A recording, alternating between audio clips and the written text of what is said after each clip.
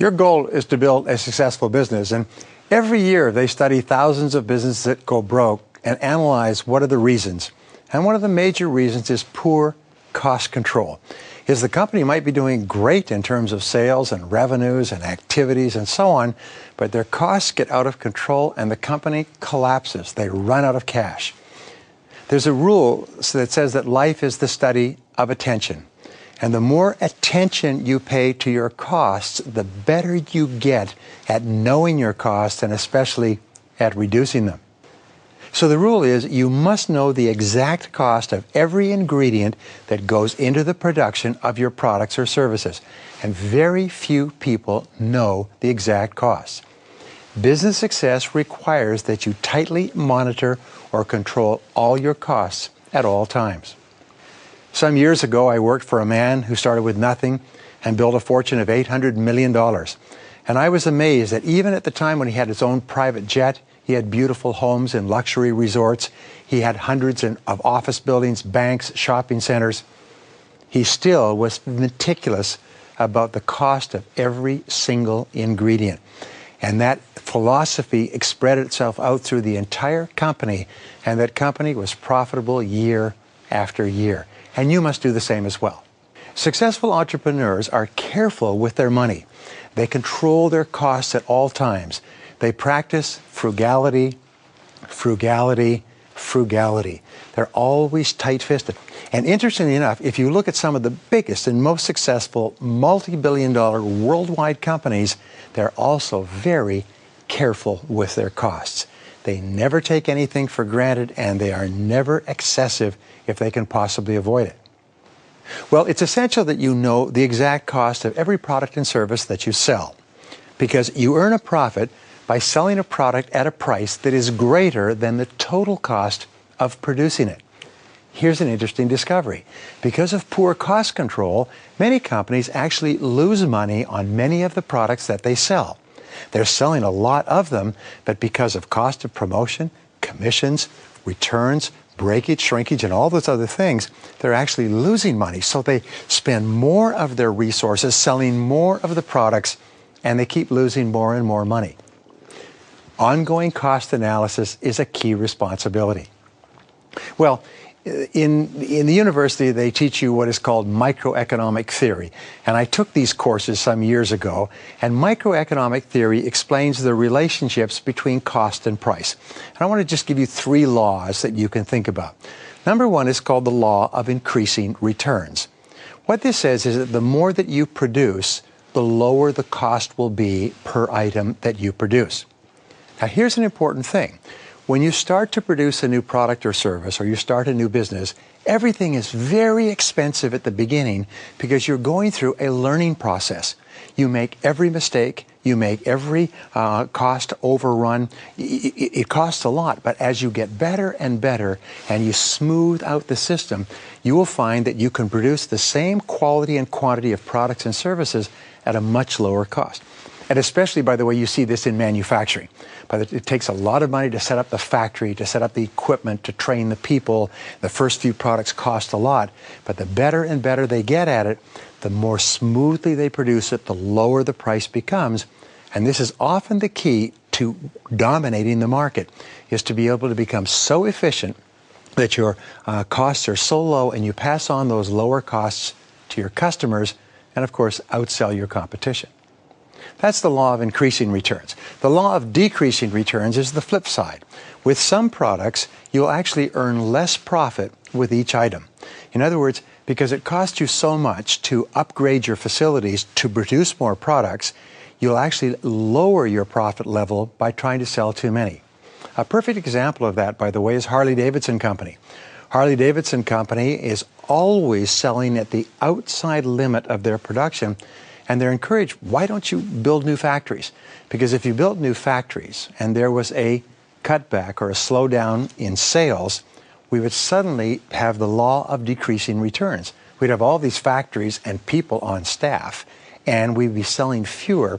So what they do is they produce at the level where they can make the maximum profit, which brings us to the 3rd law. The 3rd law is called the law of marginal return. And the goal in the law of marginal return is to sell exactly the right quantity of products to earn the highest possible profit. And you'll find that every company has a point where at this level of sales, with this level of cost, they make the highest profit per unit. And that is the optimum point. It's the point that every company aims at, and that you have to aim at as well. There are several different kinds of costs that you must be aware of as a business person. The first costs are what are called fixed costs. Now, fixed costs, these are costs that you incur whether you make any sales at all. To do a fixed cost analysis, you say, if we made 0 sales in the following month, how much would it cost us to keep our doors open? And then you realize immediately that a fixed cost is rent, a fixed cost is permanent staff, labor, utilities, taxes, salaries. Their fixed costs are things that you have to pay whether you make no sales at all. That becomes your base, your foundation. And one of the things that you try to do in business is you try to keep lowering your fixed costs. Which brings us to the next type of cost called variable costs. Now, variable costs are costs that you incur each time you make a sale. For example, there's the cost of the goods sold, the product or service that you buy or build to sell. There's the cost of sales commissions, advertising, delivery, shipping. These are costs that are only incurred if you make a sale. So if you can imagine stacking, first you have your fixed cost, then you have your variable costs that stack on top of that. The third type of costs are your semi-variable costs. These are costs that are partially fixed and partially variable. For instance, a labor cost is partially fixed, but you can cut back on it by laying people off or by hiring temps. These costs go up and down, and you have a little bit of control over them, and they vary depending upon your level of business activity. And so then you put your semi-variable costs, like the third level, onto your total, fixed, variable, and semi-variable. Another type of cost that people have, and it's very important, is called a sunk cost. Now, a sunk cost is money that is gone forever. You can never get it back. For instance, it could be an advertising campaign you engaged in last year. It could be a piece of equipment that you bought that is obsolete. It could be a computer that is broken that no longer works. It could be furniture that's over in your storage. In other words, a fixed cost is money you can never recover. The reason I mention this is that many companies and many business people make the mistake of trying to recover fixed costs, money that's lost forever, by investing more money. We call this pouring money down a rat hole, or sending good money after bad. When you have made a business mistake and you have lost the money, recognize that it's irretrievable and don't spend more money trying to make back something that you can't get back. The final cost you have to be concerned with is called an opportunity cost. Now, an opportunity cost is important. This is money that you could earn if you invested the same amount in another product or service or activity. For example, let us say that to engage in this activity, to produce this product or service, bring it to the market, will cost $100,000. Before you make that decision, ask, what else could I do with the $100,000, and could I earn a higher return? Let me give you an example. Some friends of mine had built up over the years in their family a very successful lumber yard. And they'd built it almost in the center of town, and over the course of 20, 30, 40 years, the city had grown to 100, 150,000 population, and this land was some of the best land in the city. But they continued to operate their business. They continued to make $200,000 or $300,000 a year profit on their business, which was distributed to their family members. One day, hot summer, the lumber yard caught on fire and it burned down completely. Well, it was completely insured, so the insurance company presented them with an insurance check for something like $20 million. Well, the question was, how quickly do we rebuild? Or do we rebuild outside of town? Do we sell the land? And then they realized, wait a minute, they could invest that $20 million very carefully and intelligently and earn twice as much each year or more than they were earning running the entire lumber company with the whole family working in the company. So what they did is they just simply reinvested the insurance proceeds and the whole family retired because of the opportunity cost. So keep asking, whenever you have to make an investment, is there some other opportunity that you could invest the same money in that would give you a higher or safer or more predictable level of return? Opportunity costs are absolutely critical. Well, in looking at your business, there are several costs that you must include. The first cost, of course, is the cost of the products and services that you buy from others for resale. Not only the products or services, but all the supplies. The cost of the materials that you purchase, the office materials, the computers, the telephones, the accounting equipment, and so on. You have to include the cost of all labor. And there's two types of labor. There's direct and indirect. For example, we have an internet business. In our internet business, we have half of the people who work there are direct. They're on our internal payroll. The other half of people, the people who work in the internet business, are indirect. They're outside contractors, but their labor is essential to the business. So when we calculate the cost of the internet business as a separate business within the business, we calculate all labor inside and outside. You also have to include the cost of sales and marketing and commissions and advertising per product or service that you sell. Now, this is important. One of the most important costs you have in business is what is called your acquisition cost. It's your cost of acquiring a sale. Sometimes it's customer acquisition cost, your cost of acquiring a customer who then may make several sales. But you have to think, how much do you pay to get a sale in the first place? When I began my professional speaking career many years ago, I joke, I say I learned to sell again when I began speaking. I sold my house, I sold my car, I sold my furniture, I sold every bit of savings and investments that I ever had in order to start my business. What I found is, because of my inexperience, is that in the first year of speaking, I paid $110 per person for people to come to my seminars and listen to me. In other words, I didn't get anything back. I paid out of pocket. It cost me $110 to acquire a person who would listen. Of course, over the years that changed, but in your business you have to ask yourself, how much are you willing to pay for a customer in terms of advertising, sales commissions, marketing costs, and so on? How much are you willing to pay per product or service that you sell? And then you ask yourself, how much is it costing today to acquire a customer? And could you lower that cost of customer acquisition? Could you lower that cost of acquisition of each sale? It's a critical cost you have to calculate. Another cost is the cost of packaging, the cost of shipping, the cost of distribution, the cost of the people who put it together, the cost of mail and postage and UPS and FedEx and everything else. What does it cost to get your product or service to the customer? Do you know that a single letter that you write to a customer costs anywhere from $25 to $75?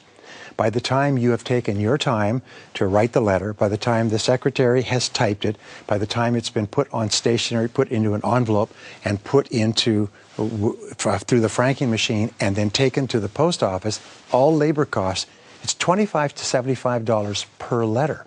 It's absolutely phenomenal when you start to look and break down each little cost. You also, if you're selling products especially, you also have to include the costs of what are called shrinkage, waste, loss, and also theft and breakage. It's interesting, many companies, restaurants especially, but many department stores, retail businesses, will actually make profits on the front end and go bankrupt because of the amount of theft that takes place on the back end. So what you have to do is say, what are the lost costs? How much of our product or service disappears? We used to do seminars with a large organization, and we would send them 5,000 units, and they would come back to us and they would give us an accounting less shrinkage of 300 units. We call them up and we say, what's shrinkage? Well, this is what we include into our costs. It's just products that somehow disappeared. Well, we found out later that they were giving the products away. They were actually selling them and not accounting for them. So we eliminated the shrinkage. We said zero shrinkage. They said, no, we include shrinkage in all of our businesses. I said, you don't include shrinkage with our stuff. So ask yourself, how much is being wasted? How much is being lost? How much is being thrown away? But especially theft and breakage. Sometimes a product that is broken costs you an enormous amount of money and wipes out the profit from 5 other products that you sell. But that is a cost of business as well, and it's usually expressed as a percentage of total sales. Now, another cost is interest costs. If you are borrowing money on your line of credit, you have to pay interest every month. And what you do is you have to allocate your interest costs against the products and services that you sell. So let's say you pay $1,000 a month in interest and you sell 1,000 units of your product. What you do is you allocate $1 per unit in interest costs. Let's say 80% of your sales come from one product area and 20% comes from the other. Then you allocate 80% or $800 to that area as an interest cost of doing business. Okay? It's very important that you be both accurate and honest. Another cost that you have to consider is bad debts. Now, bad debts run differently in different industries. Sometimes they're 3%, sometimes they're 5 or 10%. If you have high markup products, then you can absorb bad debts more than if you have low markup products. But bad debts can cost you an enormous amount of money, and some companies actually go broke because they don't get paid substantial amounts. This is why you have to be very, very tight with regard to credit. You have to follow up when people don't pay. You have to demand payment in advance, cash. You have to make sure credit cards clear, because bad debts drain away all of your profits. You can make it on the top line and actually lose money because of bad debts and because of shrinkage. And then finally, you have to include all other costs that must be paid. Well, there are several companies now that do this type of cost analysis. And you know what they do is they'll go into a company and they'll take a particular product and they'll say, all right, let us work out 100% of the costs attributable to this product relative to the amount you sell it for and profit. Then they'll take every single product and they will do an analysis, and they'll find out that in your business, in any business, that there will be one product that yields the highest profit of any other product after all of the direct and indirect costs have been calculated. Then there is a number 2 product and a number 3 product and a number 4. And in every single business, you can order every product or service in order determined by how much they actually earn the company. Whenever they do an analysis like this, the owners of the companies are shocked. And you know why? It's because sometimes the product that they're selling that seems to be doing so well, they're actually losing money on every one. And sometimes a product they weren't paying attention to because it's easy to sell, has high level of customer satisfaction, highly profitable, low returns. Sometimes a product they're not paying attention to is the mainstay of the company. So here's the question to you. What is the exact profit down to the penny that you earn for every single product or service that you sell? And in order, which is number 1, which is number 2, which is number 3, and so on. Now, another thing that you have to do in business is you have to include the costs of your own personal labor. There's 2 ways that you can do this. The simplest way is to ask yourself, if you were working for another company, how much would that company pay you per month? What was your last job? How much are you worth in the marketplace? Let's say that you were $60,000 a year in the marketplace.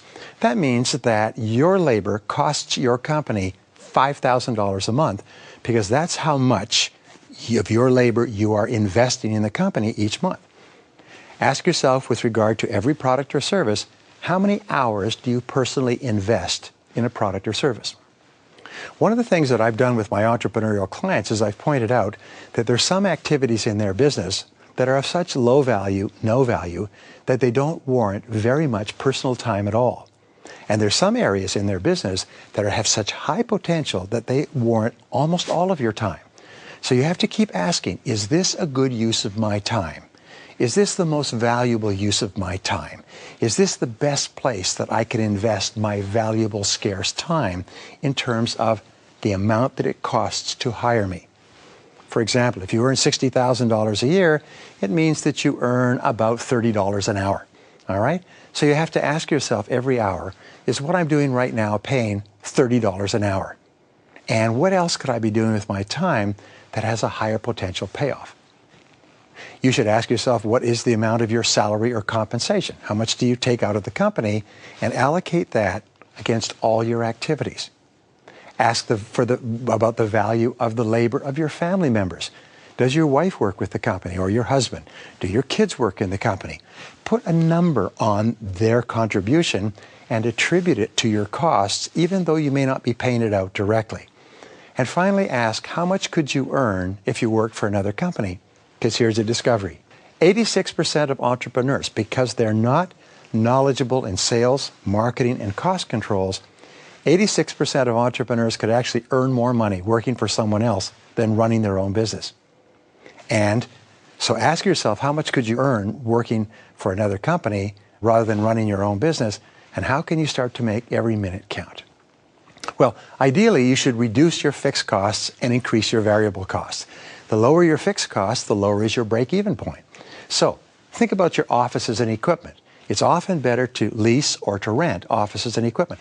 Many people start in business, they think about buying their own premises. No, the smartest and biggest companies in the world rent and they lease equipment because they say, wait a minute, I'm not in the real estate business, I'm in a different business.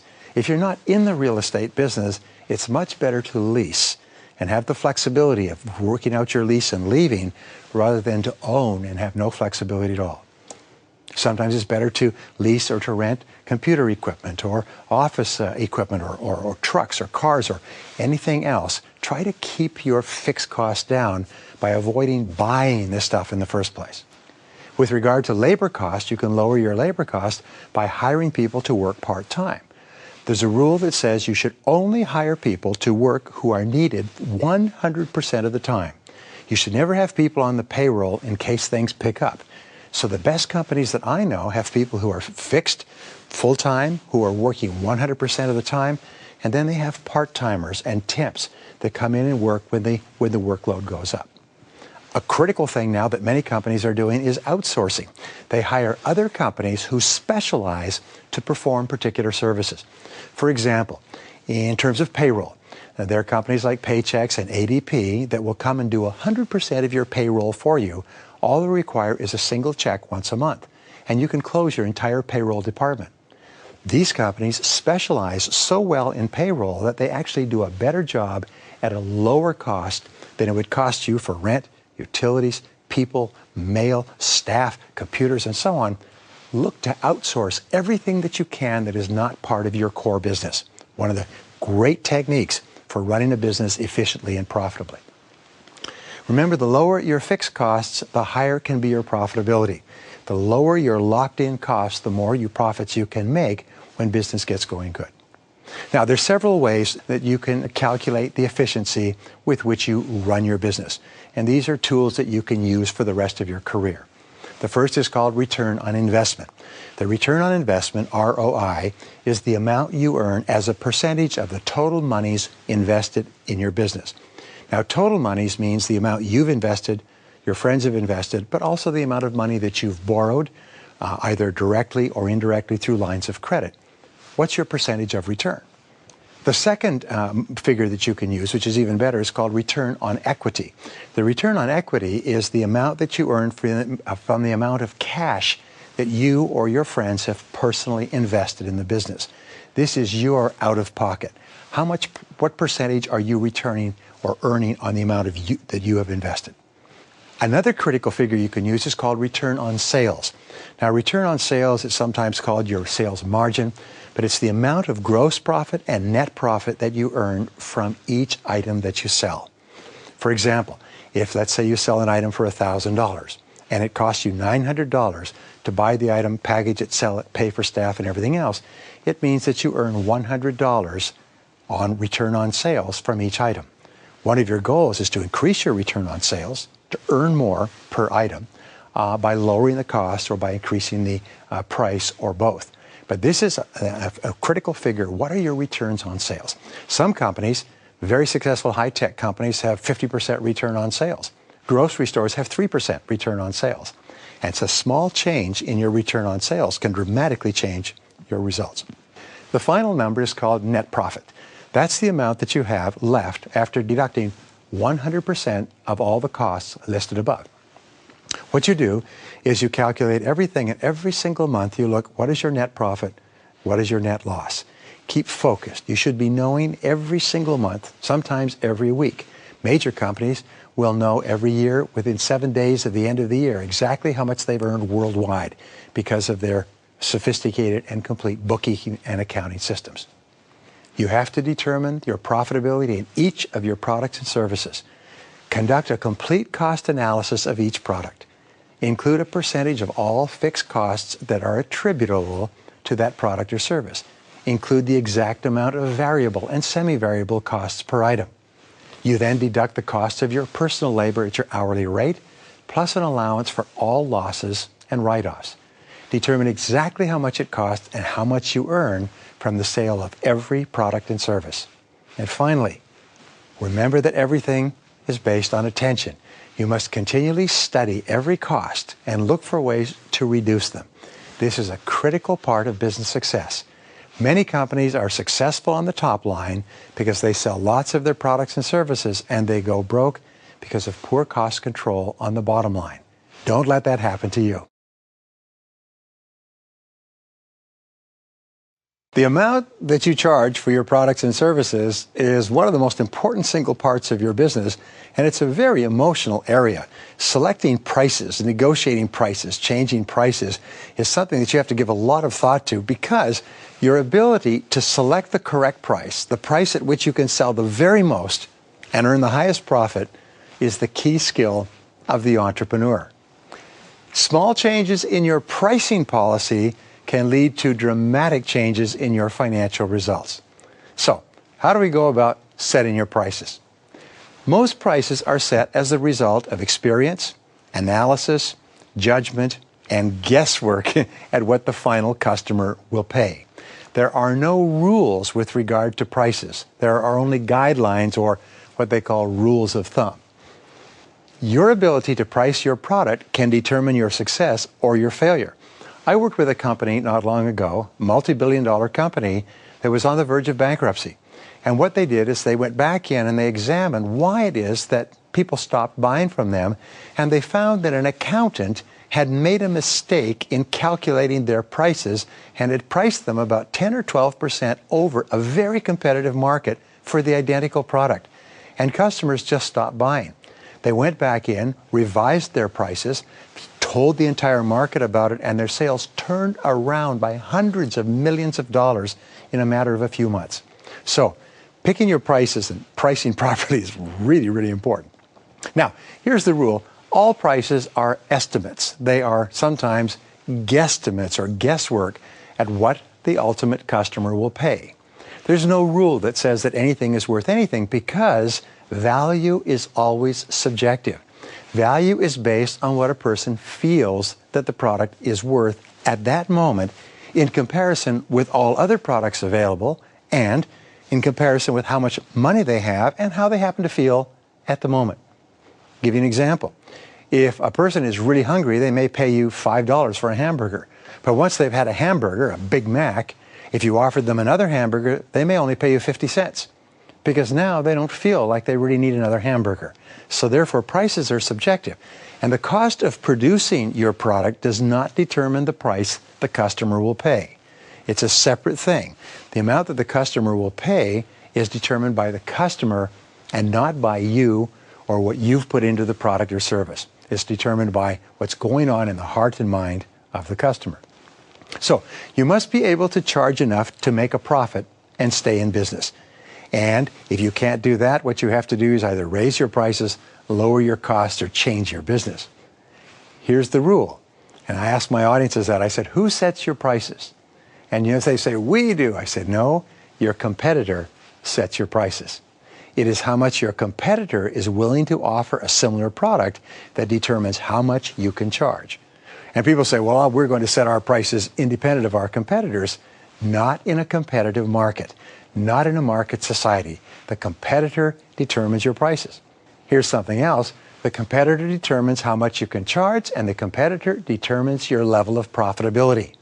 Every single thing you do with regard to pricing, marketing, sales, costing has to be by watching your competitors and seeing what your competitors might do or might not do. Now, there are several different pricing formulas that companies use. These are the rules of thumb that you can use, but they're subject to infinite variation depending upon external pressures and your competitors. The first is very simple. It's called cost plus pricing. People figure out the total cost of the product and they put a markup on it. They add the total cost and they add in an amount that becomes the profit. Now, many companies that work for governments, for example, construction companies, will do cost plus pricing. They will say, we will get the very best cost possible, and then we'll just add on a margin that accounts for our profit. So cost plus pricing is very common. One of the best furniture companies I ever worked with had built a fabulous reputation, and still has it, with cost plus pricing. They say, here's the price that the manufacturer charges us, and here's our markup. And this is the price, and it's the same for everybody. And they sold warehouses full of furniture without ever having to negotiate, because the cost plus price was a good price for me, for the customer. Now, another way is just called markup. That's where you add a certain percentage to every product or service that you sell. So if it costs you $1, you mark it up to $1.50. If it costs you $5, you mark it up to $7.50. Markup is, again, a rule of thumb. Some products you can add or mark up higher, some products you can mark up lower, but it depends upon the product, the service, and the competition. Another way of pricing a product is called a loss leader. This is a product that you sell for little or no profit, sometimes even a loss, in order to acquire a customer for the first time. Sometimes you offer them something that you make no money on, but if they're happy, which is your goal, they will then buy other products or services as a result. Another type of markup is called lifetime value. And this is a really important part of business, is the amount that you hope to earn from a customer over the long term. Sometimes it's worthwhile paying a lot to acquire a customer, even though you make no money or even a loss on the first sale, if that satisfied customer will buy from you for several years, and you can make all of your profit on the back end. So you have to continually estimate what is the lifetime value of a typical customer, and how much can you pay in terms of cost reduction or price reduction in order to attract or in order to acquire that customer in the first place. Another method of pricing is just called retail. That's the price at which it can be sold in a store. That is the list retail price. It's the price in the newspaper, it's the price in the brochure, it's the price on the website. It's called the price per each, or per individual unit. And then another type of pricing is called front-end discounting. And this is where you actually lose money on the first sale in order to get more business later. Here's an example. Many bars will offer what is called happy hour. During happy hour, they will offer a variety of hors d'oeuvres or tapas, which they don't charge for, but they expect to make the money by the drinks that you'll buy while you're eating the tapas. It's a way of attracting you into the bar at a loss in order to make the money on the back end. Now, you can charge different amounts for the same product or service, and this is something that is very important for you to understand. For example, you can use discount pricing. In discount pricing, what you do is you say, here's the price, $995. However, special offer, if you get it today, it's only $695. So you can take the product and you can dramatically reduce it from its normal retail price in a special offer in order to make the sale. And again, this is largely determined by whether you're trying to attract customers for the first time, or whether you're determined to make the first sale without losing the customer, or what your competition is doing. Another way of pricing is volume pricing. That's where you charge a lower amount per unit for large quantities. For example, you could say the retail price is $10, but if you buy 10 or more, it's only $8 each. Why? Well, because the costs of producing, shipping, packaging is lower for you, and you can pass on that lower cost to you in a lower price for your customers. Very important point. Some people will say, well, how much is it? And you'll say it's $10. They say, what if I buy 1,000? Well, if you buy 1,000, we'll charge you $5 each. They say, good, I want one for $5, and I'll order the other $9.99 later. So when you do volume pricing, be very specific about the number of units you have to get in order to get the lower price, and don't deviate from that amount. Another pricing strategy you can use to charge different prices for the same product is what is called promotional pricing. In promotional pricing, you can charge a lower amount and even lose money to introduce the product to the market for the first time. You can say your first order is only X number of dollars, or sometimes it's free, you just pay shipping and handling, And if you like it, well, then you come back and you buy the real product at the full price. Sometimes you have to do this to get elbow into a competitive market. You have to make it so attractive for people to try your product that they will, and you make your money later. But here's an important point, is the rule in advertising is you never advertise or promote a poor product. If you advertise a poor product, even if you give them a discount to buy it, and they're not happy with it, it'll kill the product in the market faster than you can imagine. So the only products that you use promotional pricing, discount pricing, special offer pricing are products that are really good, that will make customers so happy that they'll come back and buy more, and as a result, you'll make your profit on the back end. Now, you can also use what is called differential pricing. Now, differential pricing is where you charge different amounts for the same product depending upon when or how the product is purchased. Perfect example, movie theaters. If you go to a movie theater in the afternoon, they'll charge you $6 per person. If you go in the evening, they'll charge you $8.50. If you go on the weekend to the first matinee, it's lower. To the second show, it's higher. So it's the same movie, it's the same theater, but the prices are different based upon when you decide to go, because what they're trying to do is attract the greatest number of customers for that particular time period. Now, when you manufacture the product yourself, the pricing structure is very different. If you buy a product for resale, you have markup, cost price, percentages, and so on. But when you make it yourself, you have to charge much more because there's so much more investment in the process. So what you do is first of all, you calculate the total cost of producing a single unit. How much does it cost? For example, we sometimes produce CDs for sale. The CDs, in order to buy one, you have to buy 1,000. Why? It's because that's the minimum quantity at which you can get a price that makes sense. So you calculate the total cost of producing a single unit. If you were to produce just one, it might be $10, $15, $20. Now, if you take your cost, your price can then be 5 or 10 times the total cost per unit if you produce it in volume. For example, a book in the marketplace always sells for 7 times its cost. What does that mean? Is the publisher, who's the manufacturer, will produce a book for $7, or sorry, for $3. The market price will be $21 to $25. So whenever you see a book price, you know that the markup is about 7 times. A paper book markup is about 10 times because the cost of the hard cover is not necessary. So you always look at pricing between 5 and 10 times from your cost of manufacture in volume to your retail price. Now, because of hidden costs, you can sometimes lose money even if you charge a 100% markup. Even by marking it up 100%, you can lose money every time because of loss, shrinkage, breakage, setup costs, and a whole lot of other things. So sometimes you have to charge several 100% markup just to make a profit, just above break even. Now, here's another thing that determines the prices that you charge, and it's the distribution chain. In a distribution chain, each part of the distribution chain has to be remunerated for their labor. This is often called the middleman, and there is a whole series of middlemen in a product coming from its place of origin or manufacturer all the way to the retail customer. For example, a manufacturer produces the product either nationally or internationally.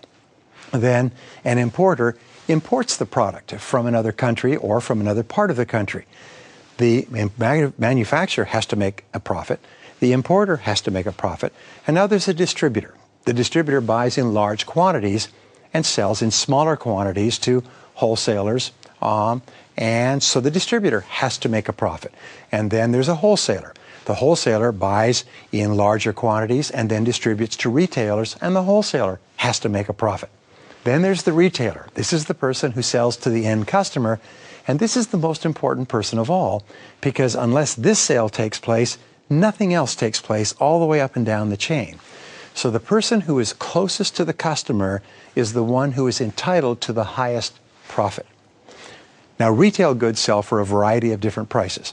Clothing, for instance, will sell for 100%, 120% markup. Books, for instance, will sell for 40 or 50% markup. Food will sell for maybe 10 or 15% markup.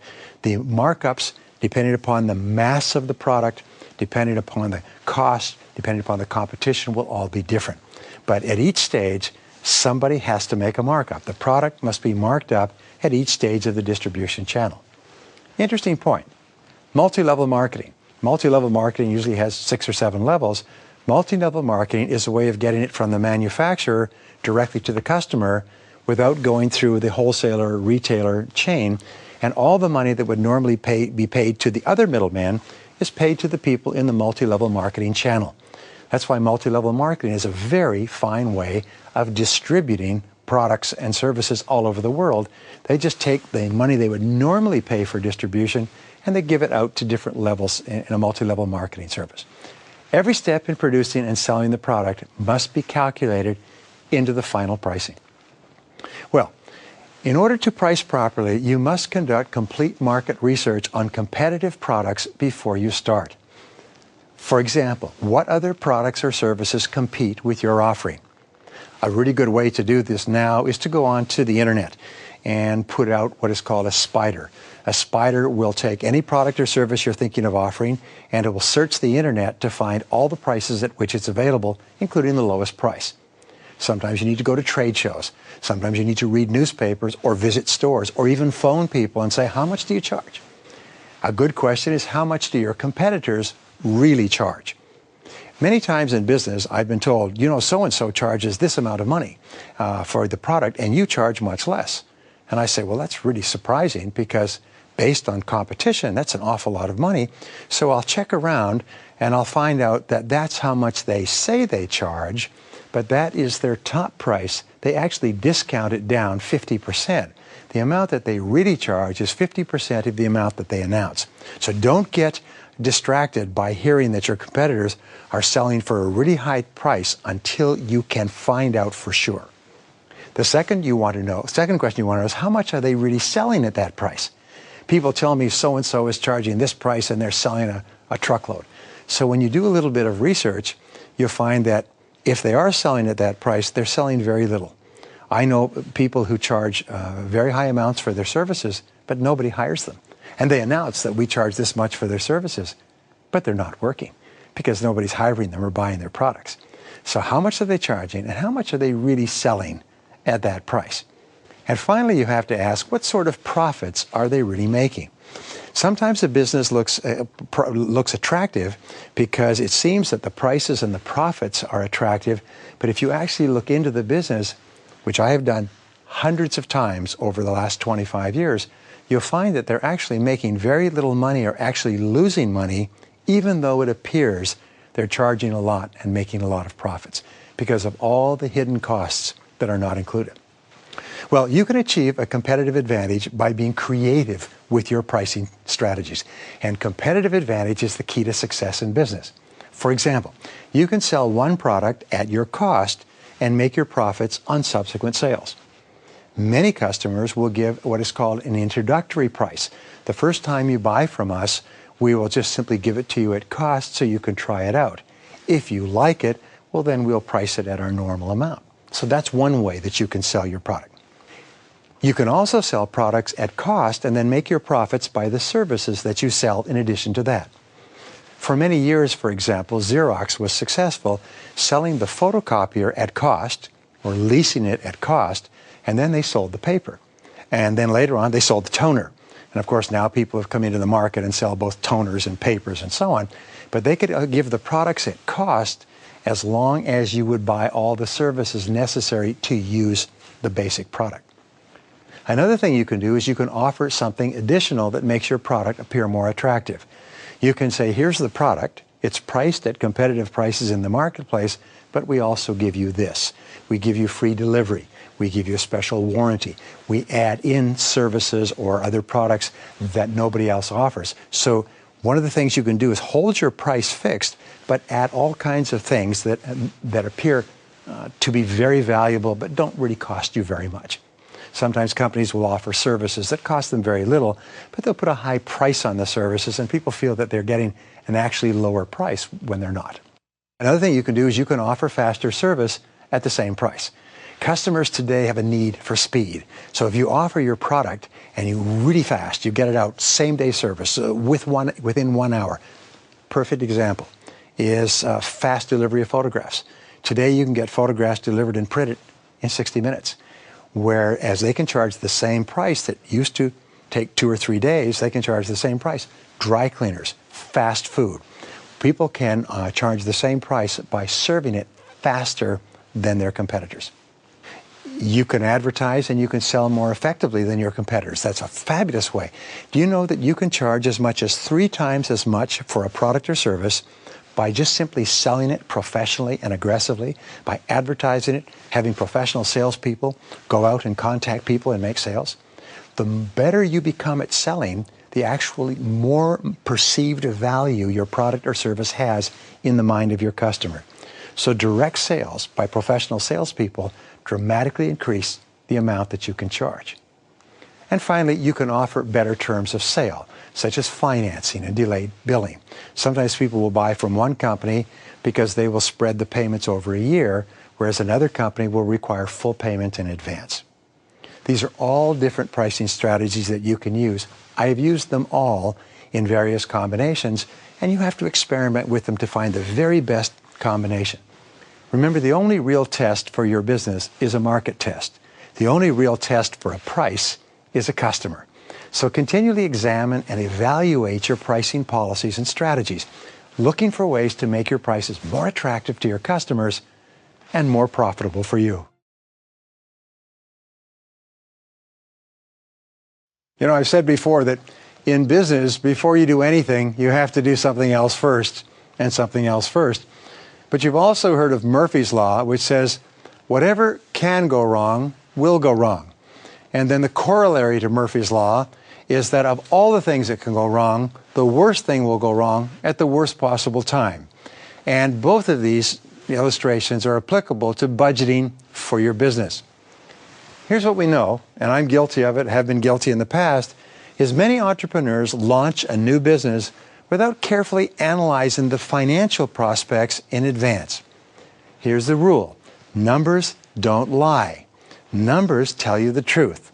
The more accurate numbers you have, the better you can think, the better decisions you will make, and the greater will be your likelihood of success. So therefore, get the numbers, write them down, work them out, and be clear before you begin spending money, time, or energy. The very act of budgeting for your business forces you to think through all of the important numbers. The act of putting them down on paper. Sometimes I spent days, even weeks, gathering critical numbers through market research, through investigation, through reading and studying, because sometimes getting those important numbers makes all the difference. Now, a budget is a powerful business tool that enables you to make better business decisions. So how do you budget for your business? You need to be able to prepare budgets and accurate financial forecasts for every part of your business. This is an essential skill of the business person. If you cannot do it, or if you do not have a competent person to do it for you, it can be fatal.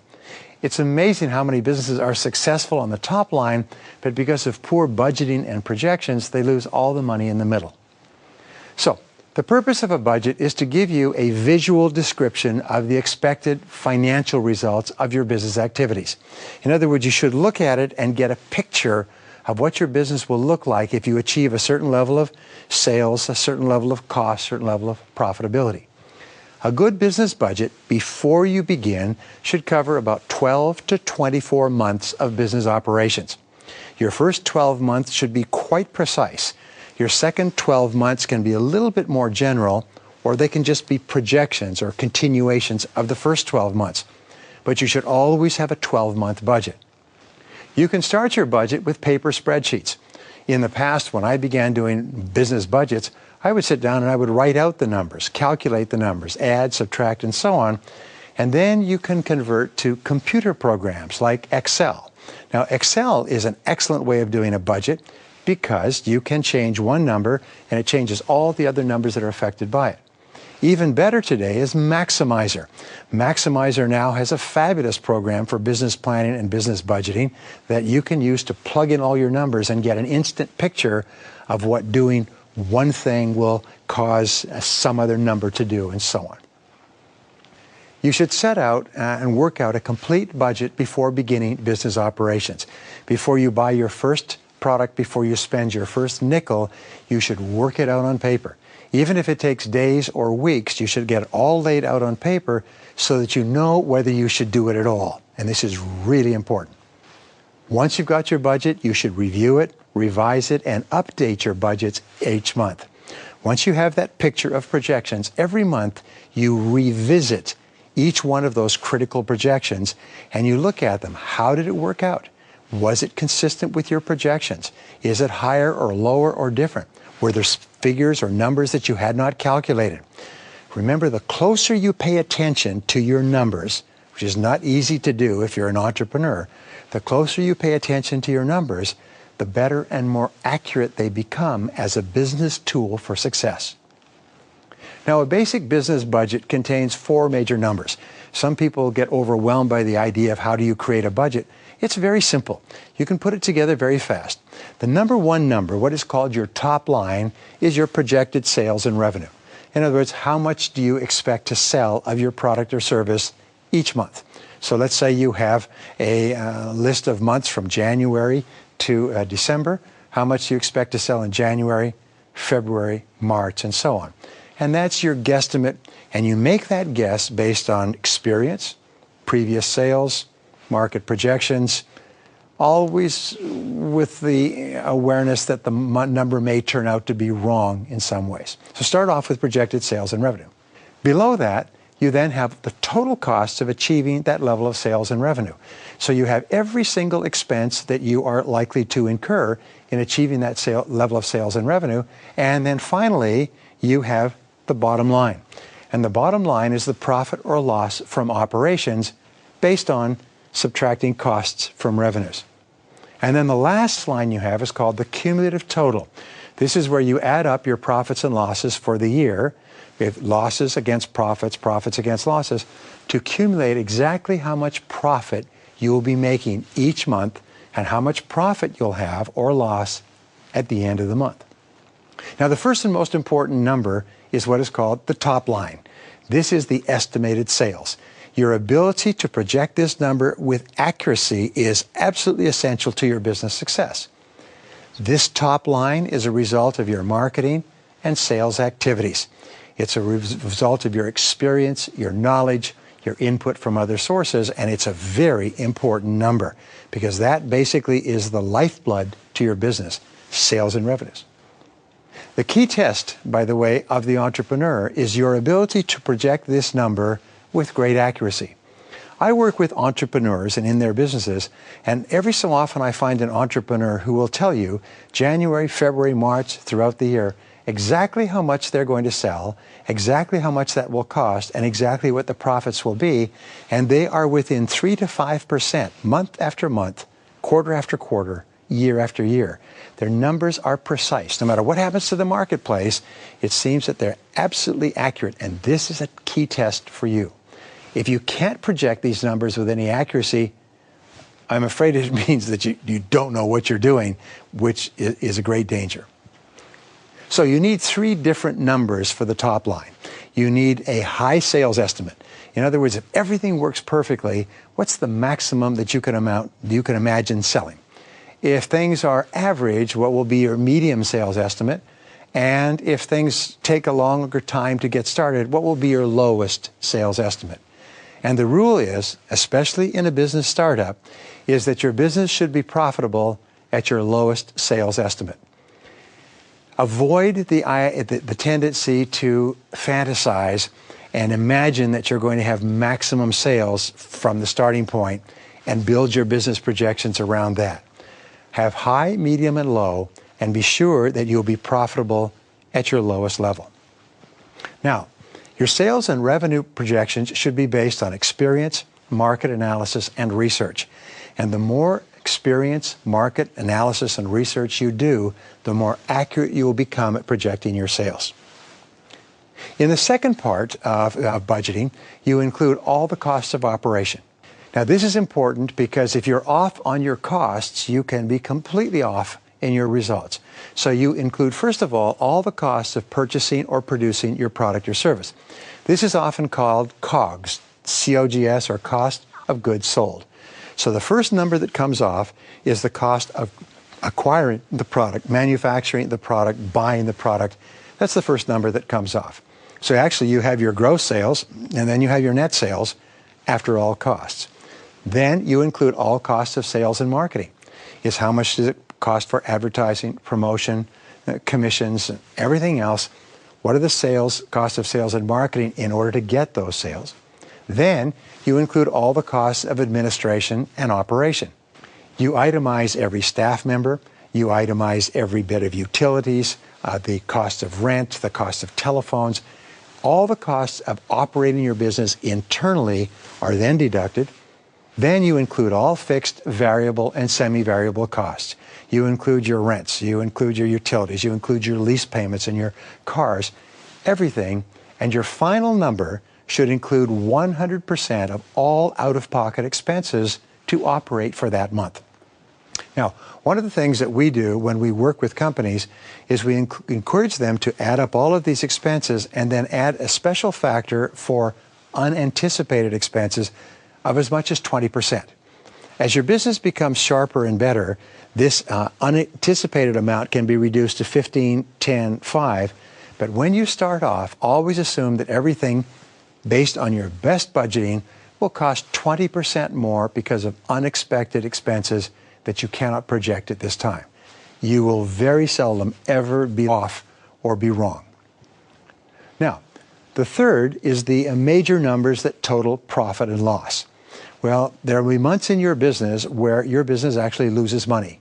So if you look at your season, you will find that your business is usually seasonal. It goes up and down like a gentle roller coaster. There will be months when you'll have high levels of sales and profitability, months where you will actually dip below the waterline, and they'll come up again. So you want to have a total profits and losses for every single month. The first few months, by the way, of any business startup will usually show losses. The question is, how many months will you lose money before you start to make money? If you say that you're going to lose money for 2 months, imagine it's going to be 4 months or 6 months. If you say 3 months, imagine 9 months. In other words, everything costs twice as much and takes 3 times as long. So be very generous in estimating when you're going to start to make money with a new business startup. It is the general sales and profit trends, by the way, that are most important. Are the losses decreasing? Are the profits growing? What are the trends? What are the trends? Peter Drucker often says that trends are more important than anything else because trends indicate the underlying direction of the market and sometimes the underlying direction of your business. So keep looking at the trends. Positive trends are good. Negative trends are things that you have to react to very quickly. Now, the final number that we talked about, 1, 2, 3, 4, is the cumulative profits or losses of the company. This is where you add up and you total. How much have you earned to date? How much have you lost to date? What is your net profit on a month-by-month basis? And it runs all the way out to the end of the year so that you can determine how much you're going to make in a year. Your profits and losses are continually added together each month to get a total of your operating results for that period. These totals tell you when your business will break even. Now, your break-even point, how much business you have to do before you break even and get above the waterline, losses, profits. Your break-even point is a critical factor, not only in the starting of a business, but in every single month. How much will you have to sell each month to break even? How much will you sell each month? Have to sell each month to cover all your costs to start making a profit. The total of losses tells you how much money you'll have to borrow before it's profitable. For example, I have one business that takes a solid year of operation before it goes from break even, from losing money to making money. So therefore, I have to calculate how much money I will have to borrow or invest in the company until it reaches the point where it starts to make a profit. You have to know this amount in advance, and then you have to determine where are you going to get the money to stay in business until you're starting to make more money than it's costing. Here's an important point. They say that every business startup is a race against time. It's a race to find a way to make more money than it costs before you run out of money. One of the most important things you do in budgeting is you figure out how much it's going to cost, how much you'll have to put in before you start making a profit, and then provide for that money well in advance. You don't want to reach the point where suddenly you need money to stay in business and you haven't provided for it, because that's when it is the hardest of all to borrow money. As we said before, a banker is a person who lends you an umbrella when the sun is shining and demands it back when it starts to rain. You'll require this business budget to borrow money from any bank or lending institution. The very first thing that a lender will ask is they want to see your business plan and your budget. They want to know exactly what your projections are with regard to sales, when you will break even, when you will be able to pay them back the money. And this is their critical determinant in whether they give you the money at all. You know, an accurate business budget tells you the truth about your business potential. Interesting point. Many individuals, many entrepreneurs will discipline themselves or will work with an accountant, and sometimes you can hire an accountant to do this for you. And they'll come up with a business budget for a product or a service or a business, and they'll conclude on that basis that you can't get there from here. Is that you cannot make this business profitable in time, that it's going to cost far too much money to get to break even and profit, and that you don't have that amount of money. So the best decision you make at that time is just walk away. You've invested the money in the budgeting, business plan, the research, but sometimes the best thing you can do with a business is walk away from it completely. Now, if you have more than one business within your business, you should create a budget for each one. For example, in my business, we have a speaking business, we have a training business, we have an international business, we have an internet business, we have a book writing, publication, distribution business. Every business has its own budget. We have our university business, Brian Tracy University, all has its own budget, and each number is calculated for each part of that business, so we have a clear picture of each business separately. Each manager should create a budget for each department or even line of business. One of the things we do is we'll take a product line, for example, and we'll create a whole budget for that product line, starting with how much we plan to sell each month, how much it will cost to bring it to market, how much we'll have to invest, our cumulative profits and losses, and so on. These budgets should be as accurate as possible, and you should review them every single month.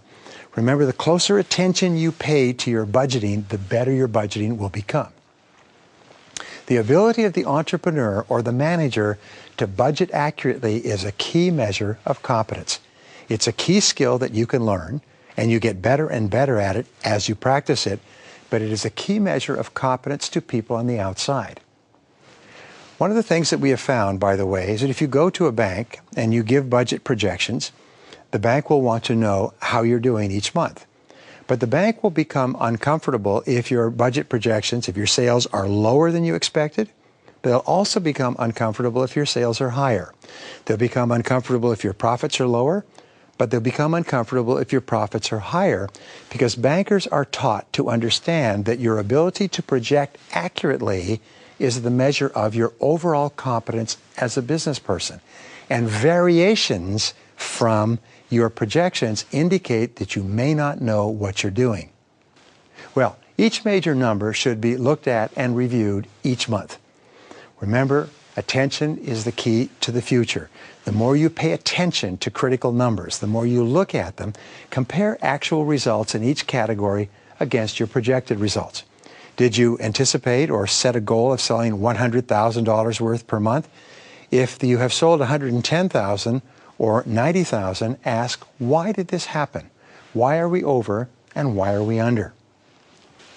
The most important consideration always should be the variances from projections. Is when you deviate too much from what you projected, the question is why? Now, Peter Drucker says an interesting thing. He said, most great innovations come as a result of the unexpected success or the unexpected failure. So let's say you project $100,000 in sales and you hit 130 that month. You stop the clock and say, whoa, what's happening here? It could be that the market has changed and a new trend has occurred. It could be that there are great opportunities that you hadn't seen before. Now, if your sales are down to 70,000, drop 30%, then you say, whoa, what is happening here? Maybe you need to pull back quickly because the market has changed in a negative way. So always study the variances and find out why they occurred. A large variation should be studied carefully in every case. Never dismiss it as being a monthly or seasonal or accidental thing. Study it and find out why it occurred, because both positive and negative variations indicate a lack of competence. Both positive and negative variations suggest that perhaps you don't know what you're doing, and that's very dangerous if you want to be successful in business. The good news is that by studying each number each month, you will improve performance in each area. Now, developing ongoing operating budgets is a business skill that you can learn. It's a skill that everybody who has at one time did not have it. Everyone who can do it today at one time didn't know how. When I started my business career, the whole idea of developing budgets was so overwhelming, but what I did is I got books and I took courses and I forced myself to learn how to do it.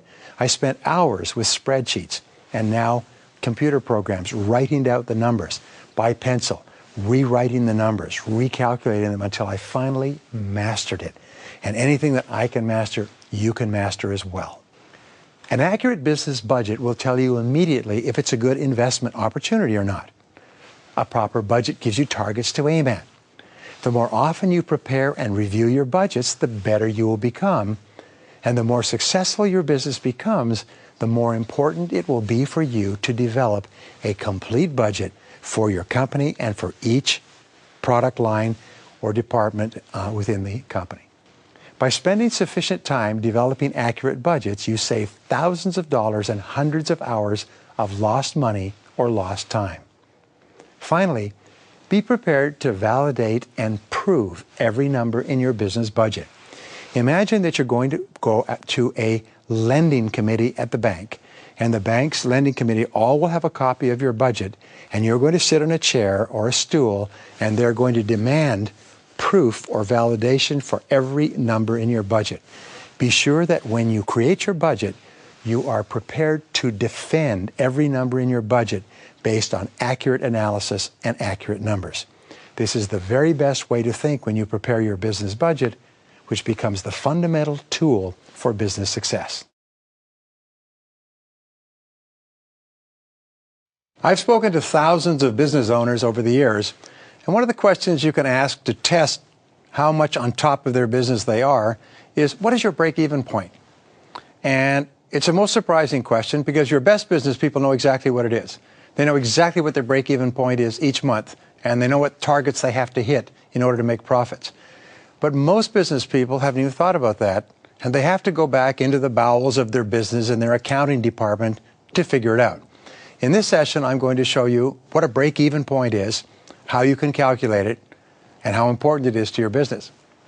Now, one of the most important tools that you can use to make better business decisions is a break-even analysis. This is a critical tool for business success. A break-even analysis tells you whether you can sell enough of your product or service to make a profit. If your break-even point is too high, it's a suggestion that it's perhaps not a good business. So how do you conduct a break-even analysis? The great benefit of a break-even analysis is that it enables you to determine whether or not this is a profitable business opportunity. It's the fundamental tool that you use to compare this business opportunity against any other business opportunity. A break-even analysis enables you to determine how much of the product must be sold each month, each year, to generate profits. You see, each business has certain fixed costs. When we say this, it means that there is a minimum amount that you have to spend each month to keep your doors open, even if you don't make a sale at all. Each product or service has variable costs that are incurred each time the product or service is sold. Each business and product has semi-variable costs based on the level of business activity. After all costs that are attributable to a product or service are deducted, each product or service yields a certain amount of profit or loss. Sometimes this is called your gross margin. Sometimes it's called your net margin. It's what you earn on the sale of each unit of your product or service after all costs are deducted. This, what was called profit contribution, can then be divided into your fixed costs to determine how many units must be sold to break even. All right, let me give you an example of a very simple break-even model that you can do for yourself. First of all, imagine that the total costs of operating the company each month are $10,000. So if you don't sell anything that month, it costs $10,000 just to keep your office going. Now imagine that each of your products sells for $1,000. And imagine that each product costs an average of $800 per unit to produce, sell, deliver everything. Then your profit contribution is $1,000 less $800, the cost of the product, $200 per unit. Well, you divide $200 into your monthly fixed costs of $10,000 to determine your break-even point. In this case, $10,000 divided by $200 equals 50 units. This means that your company has to sell 50 units each month to break even. It's only after selling 50 units in a month do you begin to make a profit of an average of $200 per unit sold. Now, conducting an accurate break-even analysis requires a study of costs and prices in your business. You must know exactly what your product or service costs in total. You must know exactly what price you can charge. You must include and deduct all miscellaneous expenses in order to get to your accurate numbers. As a rule, you should conduct a business and opportunity analysis or a break-even analysis on any product. Start off by saying, how much can we sell of this product each month? Then determine the prices you can charge per unit on average to sell that many units each month. Then determine the gross revenues you can earn from each sale. If it sells for $1,000 and it costs you $800, your gross revenues are $200. Then determine the net revenues you can earn from sales. Let's say it costs you $100 for administration, offices per unit, so you can make $100 for every unit that you sell. Then you determine the total profit that is possible at a projected level of sales. You determine the percentage of probability of achieving those financial goals, and this is an important point. Let us say you set financial projections. For everything in life, there's a probability that that event will occur. If you've been in business for any period of time, you can set your budget projections with tremendous accuracy, and the probability that you will hit your numbers will be 95%. If you're starting in business, the probability of hitting those numbers, because of lack of experience, is much less. So let's say, for example, you project selling $10,000 worth of your product per month. And you say, what is the probability I will hit that number? And let's say you say it's about 80%. Right? Then you use the number of $8,000 as the probability number that you will achieve. Once you have determined your probability, you multiply the probability times your estimated profit. I estimate I'm going to make $10,000 a month in profit. My probability is about 80%, so that means that you're looking at making $8,000 a month. Then, in order to do a business analysis, you determine the total investment that you will have to make to achieve this amount of profit. Let's say you'll have to invest $50,000 in order to earn $8,000 per month. Then you have to ask, is this a good investment? You then determine the return on investment that you'll receive. You put in $50,000, $8,000 a month. That's a pretty good return on investment. But then the final thing you do to determine whether or not this is what you want to do with your business is you compare this result against all other opportunities that you have to invest the same amount of money. And you always invest your time and money producing and selling a product or service that, based on everything you know, will give you the highest return of investment on time, energy, emotion, hard work, finances, and so on. You're always looking to maximize a particular opportunity in comparison with all other opportunities. Now, analyze every product or service that you produce and sell on a regular basis. Here's what you do.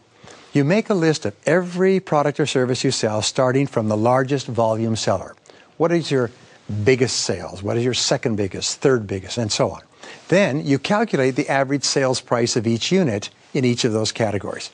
Then you calculate the total cost of each unit. Then you calculate the net profit per unit. Then you calculate the cost of the investment to produce and sell each unit. And then you determine the percentage of return or profit that you earn from each unit. You need to do this on a regular basis. You need to always be aware of which of my products or services not only do you sell the most of, but at the end of the day, which of your products or services contribute the greatest profit and the greatest return on investment in generating that profit. Then what you do is you organize each of your products and services in terms of their contribution to profitability. You start with your number one single most profitable product or service. Then you determine the volume of sales of each of your most profitable products. You determine the total profit per unit. You determine the total profit contribution per product, and then you conduct this analysis on each of your important products or services every month, so you always know which products, which services, which sales, which markets are contributing the greatest amount of profits to your business. If you don't do this, what can easily happen is you can get completely involved in marketing, selling, producing, delivering a product or service that is yielding at the end of the week or month a very low profit, and be ignoring products or services that are potentially or in reality far more profitable. Here's a key. Apply the 80-20 principle to profit analysis. Remember that 20% of your products and services will contribute 80% of your profits. 80% of your products or services will only contribute 20% of your products. So you need to dedicate more of your time and resources to selling more of your most profitable products and services. A break-even analysis is a critical tool. You should conduct regular break-even analyses on every product or service and on your entire business. If someone were to ask you, oh, by the way, what's your break-even point? You should know exactly what your break-even point is on every product, and you should know what it is on your business every single month. Sometimes you'll find it's better to discontinue a product or service if it's too hard to make a profit in that area. You know, it happens that some products or services that were highly profitable at one time stop being profitable as a result of changing market conditions. Sometimes the competition cuts the prices and you have to match it. Sometimes the cost of production increases. Sometimes the volume of sales decreases relative to the amount of time and effort and expense you need to service that customer. By conducting regular break-even analyses on each product and on each part of your business, it gives you an immediate indicator, like a thermometer gives you a temperature, an immediate indicator of whether or not this is a good business to be in, and whether or not this is a good business to stay in, whether or not this is a good business to get into in the first place. You need to become an expert at doing break-even analyses on every product or service you offer, before, during, and at the end of the product or service life. Most companies that get into trouble because they run out of money. The reason they run out of money is because they don't think through in advance how to get the money they need well in advance of getting it. In the time we spend together now, I'm going to give you all the ideas that I can think of that will help you to get the money that you require to start and build your business, because it's one of the most important skills of the entrepreneur. Now, cash flow is the most important single measure and determinant of business success or failure. It's not sales or sales volume or growth, it's always cash flow. Successful entrepreneurs think about revenue and cash flow most of the time. The number one reason for failure in business is lack of cash, and your job is to make sure that it never happens to you. We say in financing your business, money is as important to your business as blood is to your brain. So the starting point in your business is to determine how much money you need before you begin. Begin by preparing a complete business plan. A business plan enables you to extend out for 12, 18, 24 months and to see how much money you're going to need to create this business. You should update your business plan every year. Sometimes you can update your business plan every 3 months. Pull it out, look at it, and see how close you are to your original calculations. You should be able to calculate how much you're going to be able to sell each month as part of your business plan. Determine how much it's going to cost you to sell that amount. Determine how much net profit that you will earn each month, each quarter, each year. And finally, determine your cash requirements based on these numbers. Some years ago, I went to a successful businessman and I was having problems in my business, and I asked him for a loan. I asked him for a loan of $10,000. And he said, well, let me take a look at your financials. And he took them home that night. He came back the next day and he said, I'll give you $20,000. He said, I know that you'll pay it back, but $10,000 is not enough based on these financials. And you know what? I needed every penny of that $20,000. He said, investing $10,000 in this business would almost guarantee that it would lose. But if you have $20,000, you'll have enough to make it profitable. It saved my neck at that time. It's very important that you know what your cash requirements are and that you be honest, and if anything, be generous. Now, entrepreneurial business activities contain a high level of uncertainty and unpredictability. There's a good deal of risk. There's so many changes taking place in the market that it's very hard for you to be exactly accurate. So at the beginning, remember that every cost you project will end up costing you much more than you think, and often twice as much. Every activity you plan, the level of sales activity, the level of growth, and so on, will end up taking 3 times as long as you estimate. And that's if you're lucky. Very few businesses make a profit in the first 4 years. Many companies start up thinking they'll make a profit in the first 90 days. It just simply doesn't happen. What that does is it leads to tremendous disappointment, but it leads to poor financial planning. According to tens of thousands of companies that have been studied by major accounting firms, it takes 2 years in business for you just to break even. During that first 2 years, you consume an enormous amount of cash that you have to beg and to borrow and to hypothecate and mortgage. It takes a lot of money for a business to get started and finally break even. Again, according to the research, it takes 2 more years after you break even to generate enough profit to repay your losses. Substantial profits usually only come after 4 years in business, and you only start to really grow after 6 or 7 years, which is a remarkable discovery for most people, but it's based on thousands and thousands of business startups. Don't ever try to break the odds. Don't ever try to be the exception to the rule. Accept that these are norms and build your business life around it. Now, there's a thing called the sigmoid curve, which has been developed over the years, and it has 3 phases that apply to business. And if you can imagine the curve, it's sometimes called the S curve. It starts high, it goes down, it goes up, it plateaus, and then it goes down again. Phase 1 is the learning phase. This is where you start the business and suddenly you start to learn lessons at an incredible rate. This is a time when you are focused on results, on sales, and result generation. You're losing money, losing time, working 12 hours a day, 7 days a week.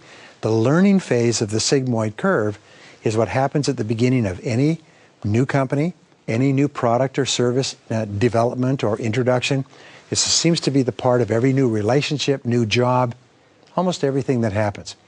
Now, if you are fortunate and you figure out how to make more money than it's costing you, you move into phase 2. Phase 2 is the growth phase. Now you're making more money than it costs. Now you are making sales and profits. The focus in the growth phase is to stabilize revenues, to grow, to innovate, to systematize your business, to smooth out your business. And finally, phase 3 is where you hit the plateau and you go into the decline phase when profits and sales begin to fall off. Now, every company that you deal with, including your company, is in phase 1, phase 2, or phase 3. The goal is to get from phase 1 into phase 2 and then to stay in phase 2. And the way you do that is with continuous innovation. Continuous innovation is required for you to remain in the growth phase of your business. New products, new services, new markets, new ideas, new improvements that keep your business growing at 10, 20, 30% a year. Remember the old saying, if you're not growing, you're dying. If you're not getting better, you're getting worse. So, in order to stay in the growth phase, once you get into it, you must constantly introduce new products and services. You must constantly improve your existing products and services. This is going to be the very most important way for you to generate the revenues that you need for business success. Now, the fact is that most entrepreneurial businesses fail within the first 2 to 4 years. They close down, shut down, go out of business because they didn't budget enough money to last until they got to the profit phase. We know, by the way, that most new businesses are financed with what is called love money. And there are 4 basic sources of love money. Love money is money that you provide or that someone else provides because they love you, not necessarily because they believe that your business will be successful. The 4 major sources of love money, and 99% of new businesses are financed this way, is your own money, your own savings, your family's money, your friends' money, or what is called angel investors. In every community, there are angel investors. They're known to bankers. They're known to people if you ask around.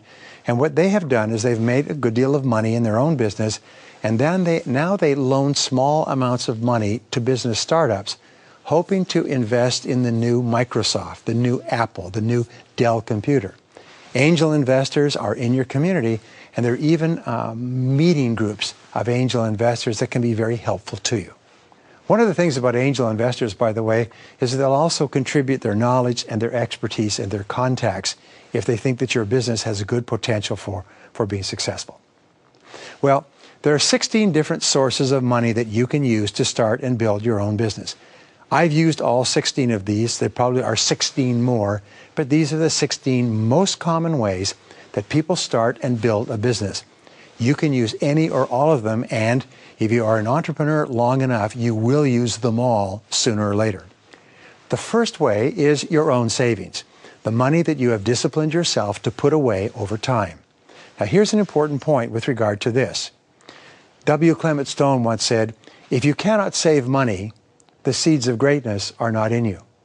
If you cannot save up some money so that you have some money to start a business with, it is a statement that says that you are too undisciplined to be successful once you actually get into business. So if your goal is to start your own business, you have to discipline yourself to save 10 or 20% of your income every single month until you have enough cash that you can begin. Almost like a poker game, you have enough cash so that you can get a seat at the table. If you cannot save money, the seeds of greatness are not in you.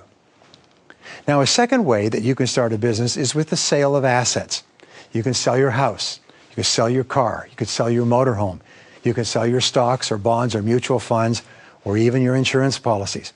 Almost every entrepreneur, once they start off, ends up having to sell stuff in order to stay in business.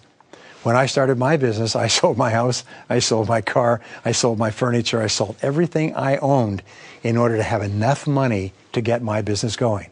This is not unusual. In fact, it's very common amongst entrepreneurs. Now, a third way that you can raise money is with your credit cards. You can build up a good credit rating when you're working and take out several credit cards. Many entrepreneurs start off with very expensive credit card cash at the beginning. Once you have these credit cards, you can borrow them to the max and make minimum payments to get you through to profitability.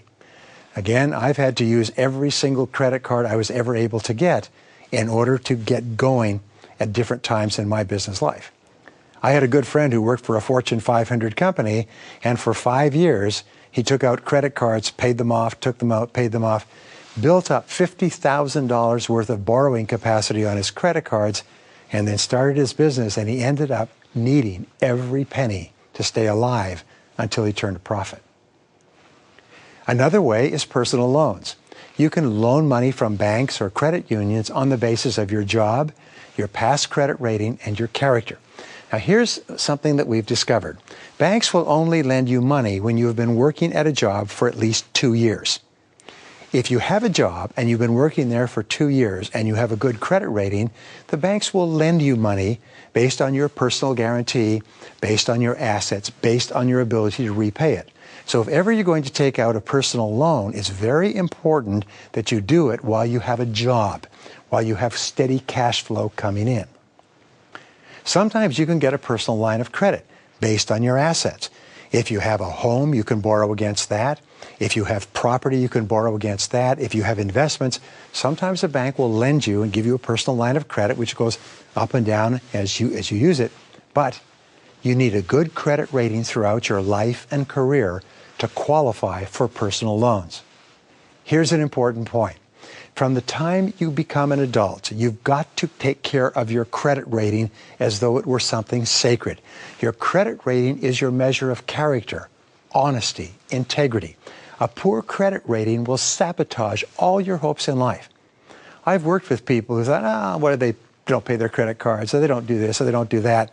And then, when they really needed it, when they wanted to start a business or get a loan, they find that they were blackballed from every major lender unless they paid 18 or 24%. Take care of your credit rating. At every stage of your life, make sure that your credit rating is AAA. That can help you more than you can imagine later on. Number 5 way to get the money that you need is you can borrow against collateral. You can borrow against something you own by mortgaging, financing, or taking out a loan. Let me give you an example. When I was working for a large company, I bought a Mercedes, and I paid it off. When I started my business, I was actually able to borrow against the Mercedes a substantial amount of money, which got me through a very, very narrow point. Sometimes you can borrow against your home if you have a home. Sometimes you can borrow against your boat or your motorhome. You can borrow against collateral, and banks will lend you sometimes only 50% of the value, but it's enough to get you through a tight squeeze. Another way, number 6, we talked about before, is love money. Love money is another source of finances. It's money that people give you because they love you. It's from your friends, your relatives, your business associates, and your parents. I have a very good friend who's a self-made millionaire today who started off with nothing but a loan from his parents. I have other friends who actually borrowed from their wives or their husbands' parents to start a business. And that was the seed capital that made them successful. Now here's an important point. Very few banks will lend money to a person starting a new business. Banks are not in the business of lending to new business startups. They are not in the business of taking risks, and new business startups are too risky. The reason I mention that is I speak to entrepreneurs who say, how do you get banks to lend you money? I tell them, they're not going to lend you money.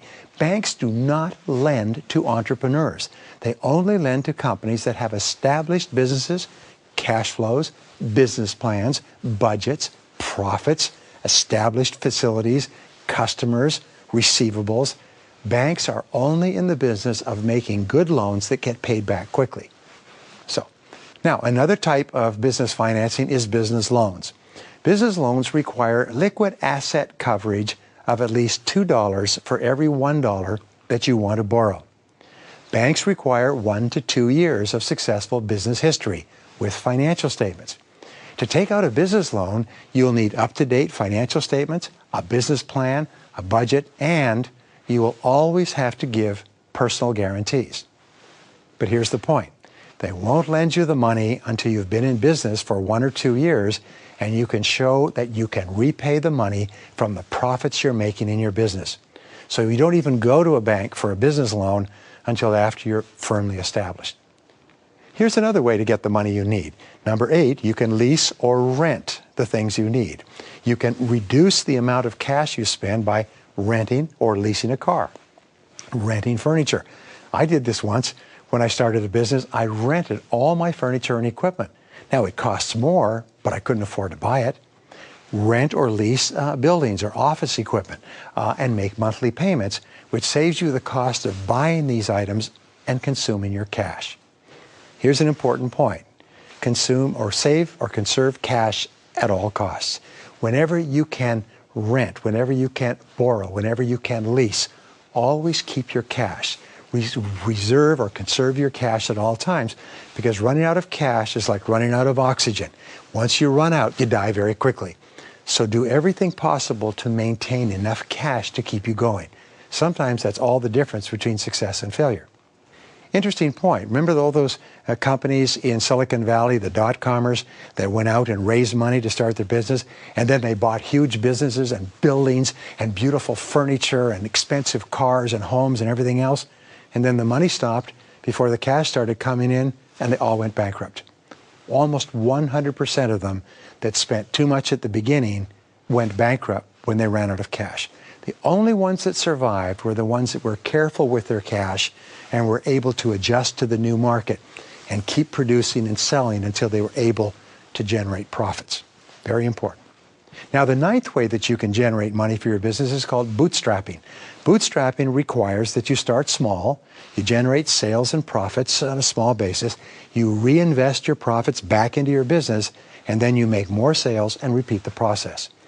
Bootstrapping is one of the smartest of all ways to start a business because it's low risk, low cost, keeps you close to the ground, and it keeps you working really hard and smart from the very beginning.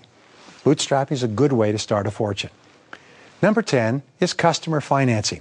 Customer financing means you get your customers to give you the money that you need to produce the goods and services that you are selling to them in advance of selling it to them. One way of customer financing is to request a 50% deposit with each order. Get the money that you need to fulfill the order, get it back, and get your profit on the back end. You can sell a subscription to a newsletter or to a series of seminars or to something else. You get the full payment in advance, and then you provide the subscription or the seminars afterwards.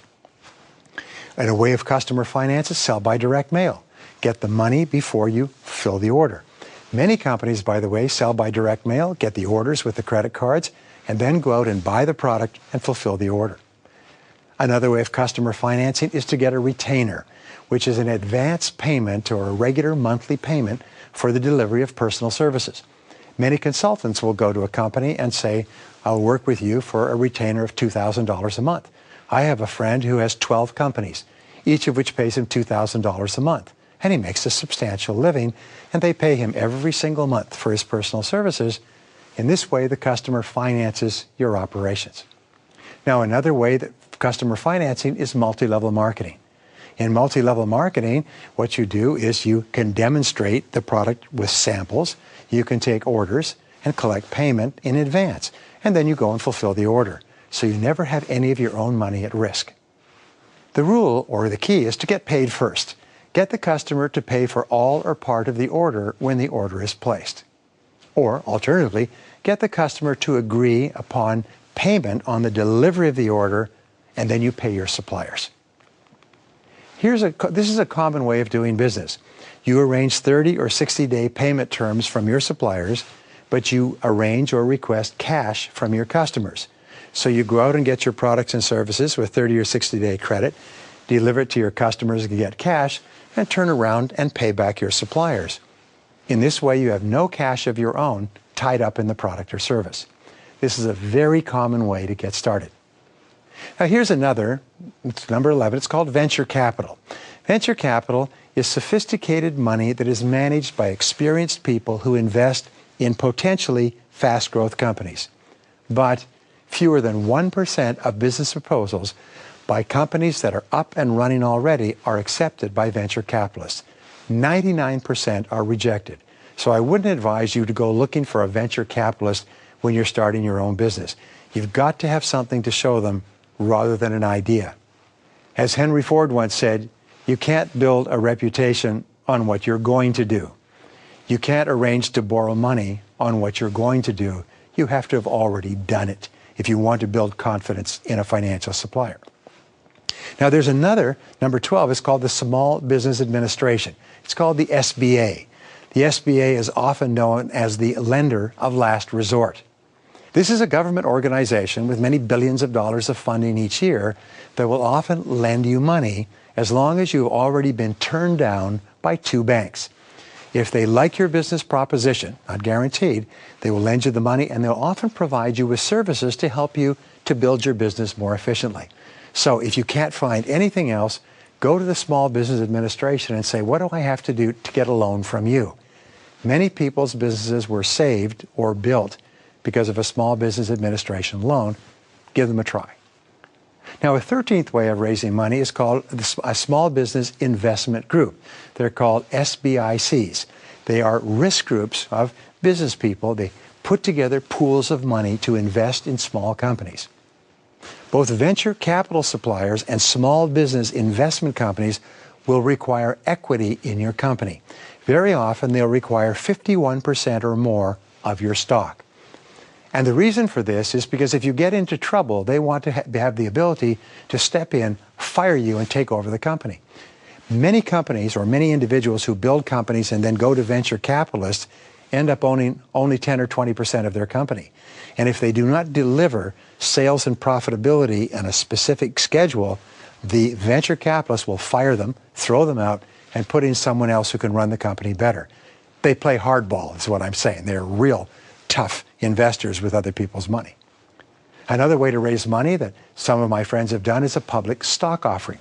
This usually requires a record of proven profitability over several years. But to take a company public, you require at least 2 to 3 years of audited financial statements. It's an expensive, time-consuming process. It takes 2 to 3 years. It costs $1 million to $2 million. You have to pay an enormous amount of money to investment bankers, but it's a very common and popular way for you to get the money you need to build your company more rapidly. It's also a very popular way of becoming wealthy. If you take a company that's doing well and take it public, you can often become a millionaire overnight, which is why the dream of most entrepreneurs is to go public or to be acquired by a public company. Number 15 way is supplier financing. This is similar to what we said before, but many companies will supply you with goods and services to sell for your customers and offer you delayed billing if you ask for it and if you have a good credit rating. So in other words, you can buy the products or services and sell them and get paid, and then pay back your suppliers before the bill comes due. This is very common, and I've done this myself. I've done all of these except go public. Number 16, with good credit, you can often start a business, make sales, fulfill the sales, and make profits before you have to pay for the products and services that you've already sold. The critical thing is with good credit. With good credit, you can borrow the money you need to get started and get going. Now, there are other sources of credit, and even better sources. Smaller or newer companies are more likely to offer you credit terms than larger companies. So therefore, if you're starting a business and you go to a Fortune 500 company, they'll want cash for everything. But if you go to a smaller supplier, they'll often give you credit because they're anxious to build their business as well. The key to getting good credit terms from your suppliers is for you to go and visit them personally. Dress properly, take along your financial statements, show them your business plan, tell them what your plans are, and ask for their help in growing your business. Sometimes small companies will work with you because they see you becoming a big customer in the future. Many years ago, when Ray Kroc was starting McDonald's, he ran out of cash, and he went to two of his suppliers. One was called Simplot Potatoes in Wyoming, big potato manufacturer, and he needed potatoes for his French fries. And he said, look, he said, I'm out of cash. I've got to have terms. He said, but I've got to have the French fries or I can't stay in business. And the head of Simplot Potatoes said, Ray, I believe in you. We'll provide you with the potatoes until you get back on your feet. He then went to Coca-Cola, and he said the same thing. I've got to have Coke or I can't stay in business. The bottler in that area said, Ray, we believe in you. We'll provide you with Coke until you get back into business. So his suppliers financed him. Now, here's the rest of the story. Ray Kroc and McDonald's went on to grow one of perhaps the biggest and most successful fast food franchise in the world. Simplot became one of the richest men in the world, a multi-billionaire, because after that, Ray Kroc only bought potatoes from Simplot, and to this day, only Coca-Cola is served in a McDonald's. And so Coca-Cola made billions of dollars by upfront financing these guys, Ray Kroc, when he was down on his luck. Sometimes small businesses, if they are convinced that your business is going to be successful, they will go in with you and give you credit terms and help you to become successful with the potential of you becoming a big customer. Now here's a point. You must be willing to pay any price to make your business successful. Be willing to risk 100% of your own capital to get into business and stay in business. Be willing to take on the complete risk of the enterprise. Be responsible. Be prepared to work long and hard for the first 4 to 7 years. Resolve in advance to persist in the face of every difficulty. Your ability to generate cash is the key skill of the entrepreneur. The key to business success is to sell something and earn a profit. Businesses succeed because of high sales and revenue generation. Businesses fail because of low sales and excessive costs. So focus all of your efforts on the generation of sales, revenue, and cash flow. The most important quality for successful business operations with regard to money is frugality in all areas. Carefully consider every expense in advance. Defer and delay expenditures whenever you can. Rent or borrow rather than buying. Question every expense ruthlessly, and conserve cash in every way possible. Start your business by bootstrapping. Start small and grow out of profits. Buy the product at one price, sell it for a higher price. Reinvest your profits to expand your business. By bootstrapping, you can start small, working out of your home. Bootstrapping makes you more creative and cost-conscious. Bootstrapping enables you to start from wherever you are and build a successful business. Example, Michael Dell started working out of his dorm room at the university, buying component parts for PCs and selling them to his fellow students. He's now built one of the most successful companies in the world and become one of the richest people in the world, starting with bootstrapping. Now, a major goal should always be to build up sufficient cash reserves. Build up a cash reserve of at least 2 to 6 months if something goes wrong. Resist the temptation to spend your profits on lifestyle, on clothes and travel and cars and homes and things like that. Be prepared to make whatever sacrifices are necessary financially to assure your business survival. Because here's the final point. When you become successful, people will lend you their money. When you become successful, investors will want to own a percentage of your business. Investors will ask for guarantees of performance and repayment, but they'll want to own a part of your business. So remember, ownership and control are the keys to business success. And however successful you become, always try to keep 51% ownership of your business or control in some way. Many entrepreneurs spend years developing experience working for other companies before they start their own business. But when you have no money of your own, you'll find it hard to borrow money from other people. Once your business becomes profitable, you can then borrow all the money you need for growth and expansion. Your ability to get the money that you need to grow your business is a key skill that you need to focus on all your business life. In the short term, in starting and building your business, you'll have to provide most of the money yourself or through all kinds of creative ways that we've already talked about. But your long-term business success will largely depend upon your ability to form high-quality banking relationships. All successful businesses have great banking relationships. Banks are the primary source of capital for growing businesses. Successful entrepreneurs develop the ability to work skillfully in partnership with their banks.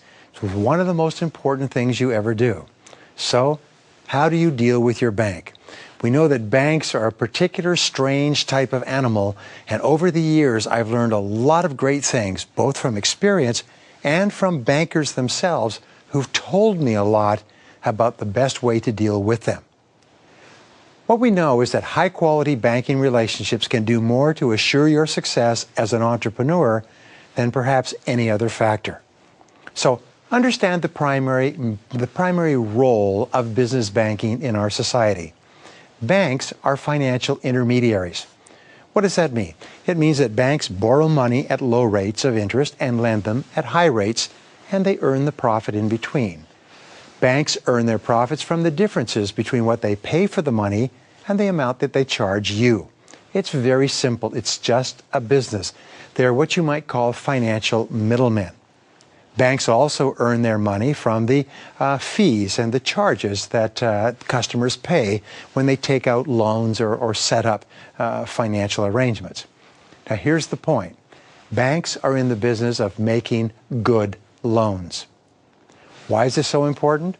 Is that bankers who you speak to get promoted or demoted on the basis of the number of good loans that they make. And the very easiest way to assure their position is to say no if it doesn't look like a good loan. Remember this, a good loan is one that will be repaid in full on time for sure. Banks are conservative by their very nature. Banks do not like to take risks of any kind. Banks are in the business of risk avoidance. If there's the slightest likelihood that lending money to you is risky, the bankers will flee from it. They will reject it turn it down, say it wasn't approved by the lending committee, say they're not making these loans at this point, because the banker you're talking to is dependent upon making good loans for his income, to feed his family, to be promoted in his career. And the best way to guarantee job security is not to make bad loans. So, when I was discussing this with one of my bankers some years ago, he said, "Do you know how we make our banking decisions?" And I said, "No." He said, "Well, bankers lend money based on 5 key considerations, and they call these the 5 C's. The first C is collateral. The first thing they look for is the money and assets that you have to cover the loan amount. Banks are conservative. They want to be sure that if they had to seize your assets and sell them, even at a fire sale, they would get back enough to cover their loan. The second C they look for is cash. Banks want to see the amount of cash that you have available today and the amount of cash that you have in the future. I'll give you an example. When I was taking out a business loan many years ago, one of the things I did is I had to turn over my royalty agreements for my audio programs and books, which had a certain amount of royalties coming every 3 months. I had to turn those over to my bank so the bank could collect on those if I didn't pay the business loan. They're very concerned about where the cash is today and where the cash will come from tomorrow. The third C that banks look for is called credit. Have you borrowed money in the past and have you repaid it in the past? The very first thing they look at is your credit rating. If you have a good credit rating, then you move into the A column. If you have a poor credit rating, they lose all interest in lending to you. By the way, banks operate under certain regulations, not only internal regulations in the bank, but external regulations by the government. And one of those regulations makes it not possible for them to lend money to people with poor credit ratings, unless it's very, very well collateralized and it's at very high rates of interest with very high fees and charges so that they minimize their risk down to nothing.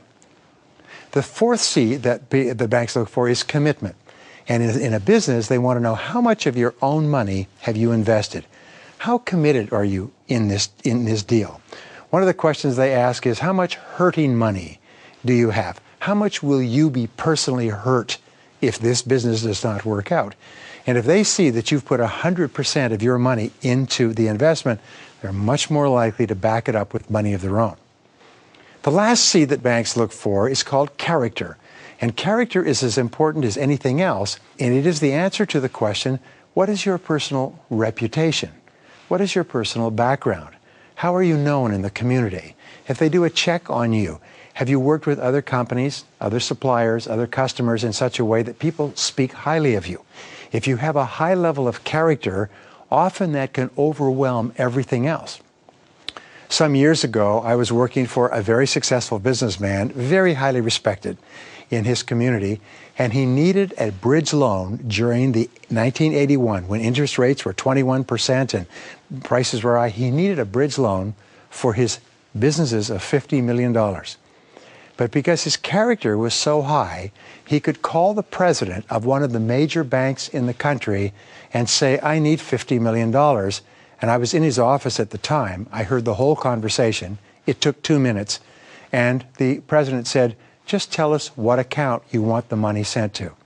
Because based on our experience with you, we will make any amount of money available to you." And that $50 million pulled him through at a time when many other companies went bankrupt. So character is very important. And character means that you always keep your word. You always keep your commitments. You always tell the truth. You always do what you say you will do, because what goes around comes around. The bank has to be confident in all 5 areas to lend you money. Remember, these areas are collateral, cash, commitment, credit, and character. Now, banks, in order to lend you money, require a history of profitability before they'll lend money to any business. Banks do not lend money to new business startups. It's very important. Banks only lend money to companies that have a proven track record. Banks prefer to see at least 2 years of profitable business operations where you're generating sufficiently more cash than you're consuming before they'll talk to you about a loan. Banks, when you first approach them, even if your business is successful, will require that you have $3 to $5 in assets and collateral for every $1 you want to borrow. I was quite amazed at this when I was trying to make a loan and my business had been successful for several years. They wanted my home, they wanted my car, they wanted my contracts, they wanted all my receivables, they wanted every asset that I had. And it was $3, $4, $5 in asset coverage for every dollar that I was asking to borrow. And I said, why is this? And they said, because this is where we start with every new business banking client. Remember, banks only make money by lending to profitable companies. They only make money by making sure that their loans get paid back on time with full interest due. Well, you may have to talk to many banks before you find the right one. My friend Harvey McKay talks about seeking a new business loan for his company, been in business for several years, and he began to draw concentric circles around his office in Minneapolis and began to visit banks. He finally found a bank. As he went further and further away, he went through 95 banks before he found a bank in Milwaukee that would lend him the money. You may have to talk to a lot of banks before you find the right one. And the time to start talking to banks is well before you're going to need the money for expansion capital, for growth, for new products and services. When you go looking for money when you need it is when it's the hardest of all to get it. So, your goal should be to find a banker who likes you and likes your business. Sometimes you can ask other people who are in your same business, what banker do they use? Because a banker who's familiar with your business is much more open to lending to you than a banker who doesn't even know what you do or does not have accounts already in your industry. Ask your friends and associates for references and recommendations. Sometimes your friends and associates, if they're successful in their banking relationships, can open a door for you that can save you months of hard work. Once you've found a banker that you like, arrange an appointment to visit the banker and sit down and get to know him, just to have a cup of coffee. Remember, the banker is a businessman who wants to make good loans. You're a business person who wants to take out a good loan. You have a lot in common. Now you're going through a courting process. You tell the banker that you are interested in opening a business account and borrowing money. You ask for his advice and ideas on how you should proceed. I'm thinking of taking out a loan from this bank. What would be the process? What do you think I should do? What will you need first? What will you need second? And the banker, this is his business, will tell you, well, this is the process. You'll need to do this. We'll need that. We'll require this. We'll require that, and so on. Now, here's an important point. Borrowing money is a serious matter. You can be a nice person when you visit your bank. You can be pleasant, you can be cheerful, but you must always be serious when you talk about money. There's something about money and seriousness that go together. If you're friendly, telling jokes and things like that, lenders become very uncomfortable. So always take the subject of money very seriously. And when you go to borrow money, you must be completely prepared before you ask for a loan. Don't just walk in there with some ideas jotted down on the back of an envelope saying, I need some money. The bankers will shrink because a person who does that is totally untrustworthy in terms of repaying the money. By the way, this advice that we're talking about in this program, I had a gentleman come to me after going through this part of the program some years ago. He said his business was on the verge of collapsing. He had been going from bank to bank for 2 months. He said everybody turned him down, and he didn't know why. And so he went through and listened to this material. He went out the next day.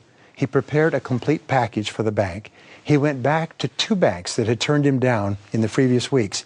He got complete loan offers from 2 banks by Friday and saved his business.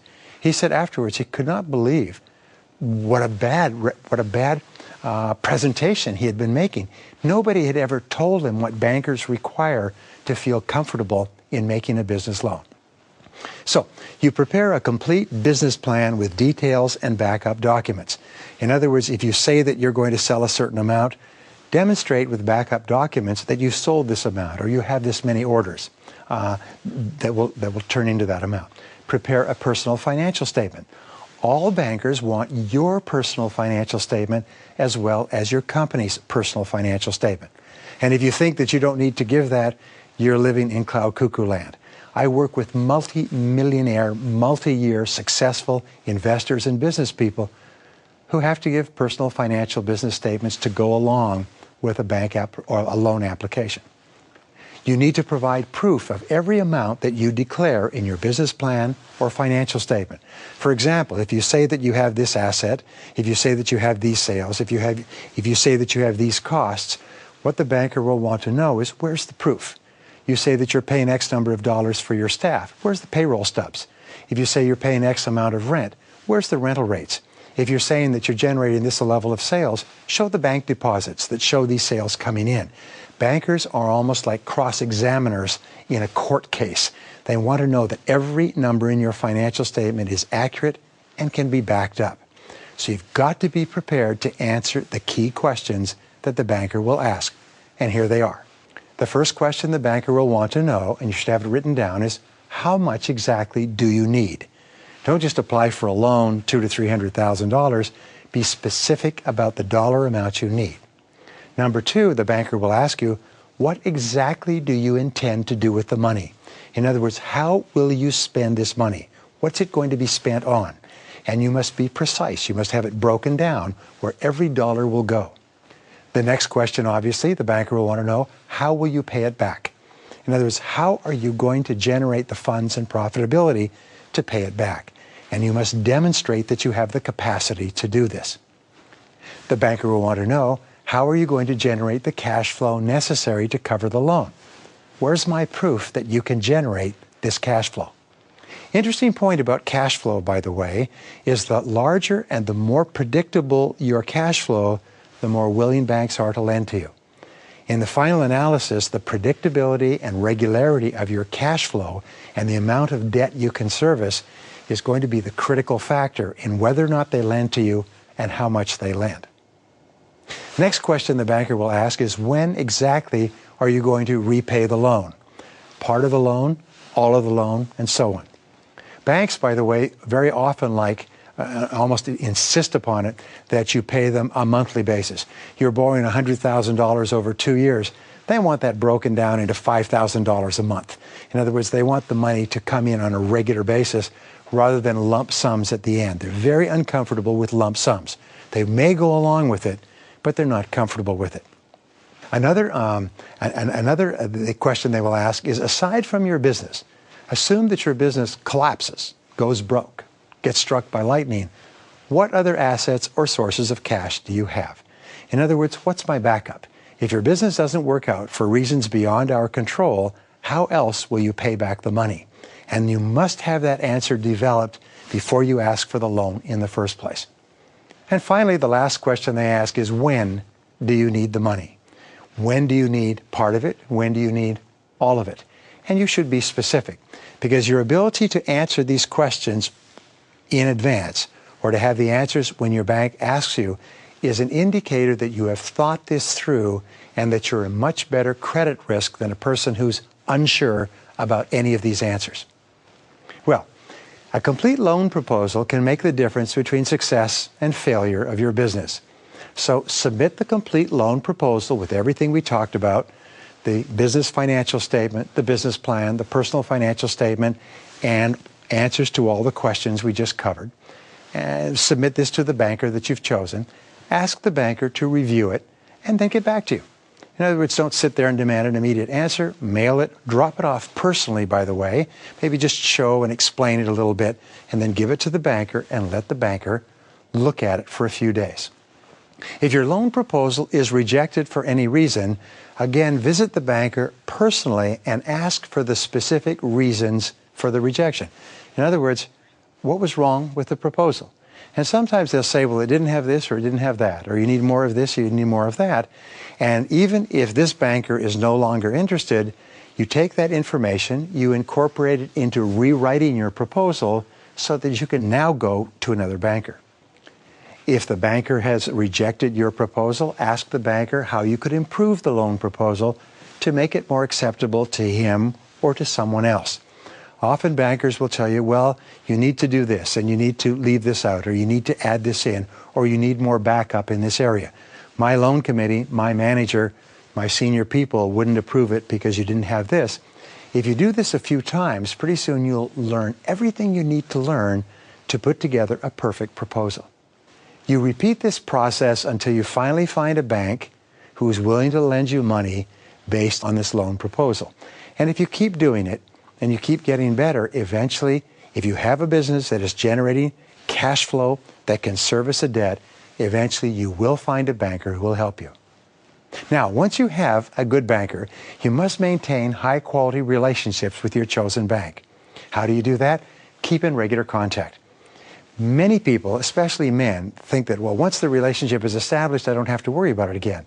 No, drop in once a month. Take in the deposits personally once a month. Give them a call, have a cup of coffee with your banker so that your banker sees your face on a regular basis.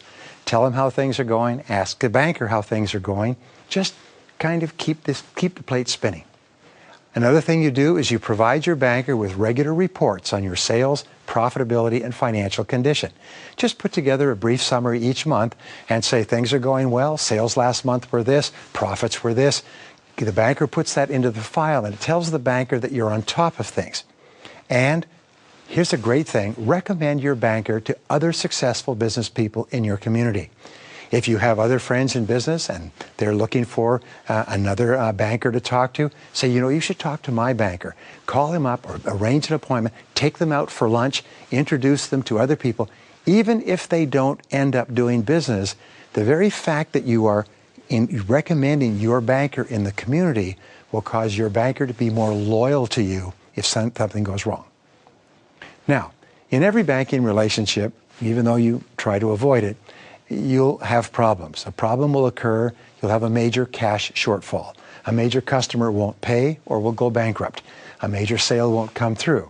So always be prepared to take the proper actions if you have a problem, which I can tell you I've had in the past. As soon as you have a problem, the rule is beat the news home. In other words, make sure that you're the first person to tell the banker that the banker does not find out somewhere else. Visit your banker and tell him immediately what is happening. We have this cash shortflow, this customer went out of business, we lost this amount of money trying this, we're having problems financially. Explain exactly what the problem is and also explain what you're going to do to solve it. Don't say, have you got any ideas? You say, this is the problem, but we're doing this. We're expanding in this area, we're developing new customers, we're increasing our cash flow, we expect to turn the corner in 90 days. In other words, tell them that you've got it under control. Now, here's the secret. If you have a large loan that you're paying back over time, if you can't do that because of your cash shortfall, arrange to pay what is called interest only until your sales improve. You say to your banker, I'd like to convert this loan to interest only until I can start making lump sum payments. Now, what is interest only? It means that you pay the interest that's payable each month, but not on the principal. What this does is it keeps the loan current. The loan does not get red flagged. The loan does not get reported upstairs. The loan remains a current loan as long as you pay the interest. And be sure that the interest is paid before the final day so that the banker doesn't have to start pulling in your collateral. Maintain high-quality banking relationships at all times. Remember, the true test with a banking relationship is what you do when things go wrong. This is when they assess you for your character. And when things go wrong, you immediately go to the bank and tell them what has gone wrong and what you're going to do. They recognize that you are somebody that they can trust. Now, with any bank, as I've said before, and with a new bank especially, they will require personal guarantees and high levels of collateral before they'll lend you any money the first time. But here's the good news. As you build solid banking relationships based on what we just talked about, you'll find it easier and easier to borrow the money you will need to succeed in business. Some years ago, when I started a new business, I had to crawl over glass to borrow the smallest amounts of money. I had to give $5 collateral for every dollar in payment. The bank called me every single month to find out how I was doing. Today, that same bank calls me every 3 months and asks me if they can lend me money. Would I like to buy a building? They'd like to lend me millions of dollars to buy buildings. They want to lend me hundreds of thousands of dollars to run my business. Because of my successful track record with them over the years, I am a AAA client, as you will be with your bank in the years ahead. We are very fortunate to be living today. The 21st century is the golden age of entrepreneurship. More people will start more businesses and make more money in the years ahead than in all the years of human history. Everything that has happened up to now is merely a preparation for what we're going to enjoy. There's going to be more affluence and more wealth to go around in the years ahead than ever before, and 80% of that money is going to go to the entrepreneurs and the business builders. Unfortunately, every year, many thousands of companies close down, merge, or go bankrupt. The simple truth is this, is businesses succeed because of high sales. Businesses fail because of low sales, and all else is commentary. The rule is that nothing happens until a sale takes place, until someone sells something to someone else. Well, businesses succeed because they make sufficient sales to generate sufficient profitability to survive and grow in a competitive marketplace. The most important number in the operation of any business is cash flow. Successful entrepreneurs focus on financial results, and especially they focus on cash flow. The most important single denominator of business success is what is called free cash flow. Today, all the other accounting measures are being put aside, and the best accounting firms focus in looking at a business on free cash flow. Free cash flow is a real number. It's the amount of money that is thrown off by the business after all expenses. It can't be faked. It's the critical indicator of business success or failure is the amount of free cash flow the business generates. And free cash flow comes from marketing and sales and no other source. I have a rule, by the way, whenever my business gets in trouble, I always say, when in doubt, sell yourself out. Many people say, well, you have to cut costs and lay off people and reduce expenditures. I say, no. The key to sales success, the key to business success is get out there and sell something and generate cash. When in doubt, sell yourself out, because that's the only source of free cash flow. Here's what we have found, is the more you can contribute toward increasing cash flow, the more valuable you are to your business. Many people taking this program will not yet own their own business, but you can make yourself extremely valuable by looking at the way cash is generated in your business, sales and marketing, and working your way into a position where you can influence, help, support cash flow. Because the more influence you have on cash flow, the more valuable you are. Also, the more likely it is that you will earn more money, you'll be promoted faster, and you'll have your own successful business in the future. So you must develop the habit of sales orientation. Only sales orientation generates cash flow. You must think about your customers and how to serve them all the time. You must continually think about how you can make more sales to more and more customers. True entrepreneurs, when they move around, are continually looking at the whole world as a series of sales opportunities. The most successful entrepreneurs think about customers and sales night and day. They get up in the morning, they drive along, they come to the office. They're constantly thinking about generating sales. And you have to do the same things. Well, there are 4 habits for marketing success. And habit number 1 is to specialize rather than generalize. Decide clearly the area in which you're going to specialize to compete and win in the current market. Your customers must know exactly in what areas you specialize if they're going to buy from you. For instance, McDonald's specializes in fast food. Microsoft specializes in computer software. Intel specializes in computer chips. You have to be clear and specialize rather than generalize.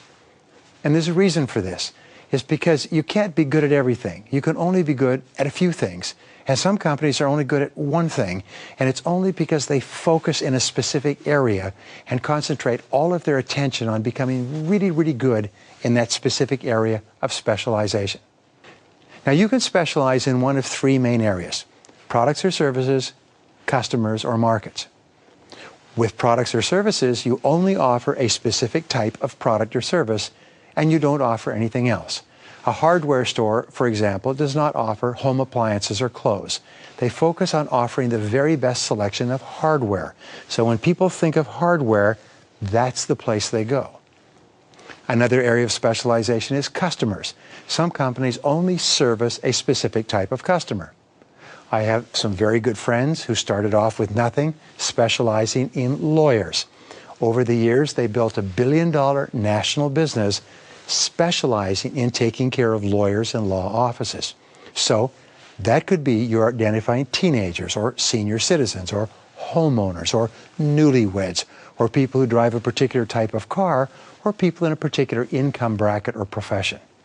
The third area of specialization is markets. That's where you focus all of your efforts on serving a particular market. Some people service the government market. Some people service the homeowner market. Some people service the children's or the parents market. And some people service the California market, the Southwest market, the national market. In other words, you could specialize in either a product or service or a customer or a market, but you have to decide what it's going to be. You can't be all things to all people. It's very important in specializing that you stay focused, because there's a natural tendency in personal and business life toward what I call diffusion of effort. Sometimes I ask this question. If you were to fire a shotgun at a door right in front of you, what would happen? Well, the answer is the shotgun would blow the door off the hinges. What if you took that door and you put it and leaned it against a fence on the other side of a field, and then you shot? What effect would the shotgun have? And the answer is very little, because by the time the shotgun pellets went all the way across the field, they would just hit the door like a spray of pepper. It's the same thing in your own life. If you focus and concentrate, you have tremendous hitting power. But if you try to do too many things, you diffuse your efforts and you end up doing nothing particularly well. Here's a point. Many companies offer too many products or services at too many prices to too many customers in too many markets. You have to resist this temptation. You should specialize only in a particular area where you have the ability to achieve excellence and market dominance. And if you don't have the ability to compete effectively in that area, get out of it. Here's the second part of marketing strategy: be different from the rest. They say that all sales and all marketing is based on differentiating. You have to develop the habit of differentiating your product or service from that of all other competitors for the same customer. What does this mean? It means that customers must think of your product or service in a different category, as rather than a me too product. Because customers always seek to buy the best, however they define it, in the purchase of any product or service. So you have to determine your area of competitive advantage. This is the special feature or features or benefits of your product that make you superior to your competitors. You must determine your area of excellence. This is what you do better than 90% of your competitors. What is it? If someone were to ask your customers what your area of competitive advantage is, what would they say? If they were to ask your customers, what is it that you do better than 90% of your competitors, what would be their answer? You have to be absolutely clear about how your product or service is superior to any other similar product or service offered to your customers. So here's a question. What is your competitive advantage today? If you don't have competitive advantage, you can't compete. What will your competitive advantage be tomorrow if things continue on the way they are? Remember, whatever got you to where you are today is not enough to keep you there. Whatever competitive advantage you have today is not enough to get you into the future. You're going to have to develop something new, different, better, faster in some way. Here's another question. What could your competitive advantage be if you were to change or improve your products or services? What could it be? And finally, what should your competitive advantage be if you want to dominate your market in the months and years ahead? These are the questions you always have to ask. What is my competitive advantage today? What will it be tomorrow if nothing changes? What could it be? And what should it be? Because those are the questions, when you answer them, they lead you into the future. They enable you to design your products or services so that you dominate your market, which is where all the profits are. Now, once you have a competitive advantage, your area of differentiation, this becomes your core message. This becomes the basis of all your sales and advertising activities. What you do is you emphasize your competitive advantage, your area of excellence in every sales message, in every advertisement, in every brochure. You tell people over and over again, this is the reason you should buy from me. Everyone inside and outside of your company should know exactly in what ways you and your offerings are superior to that of your competitors.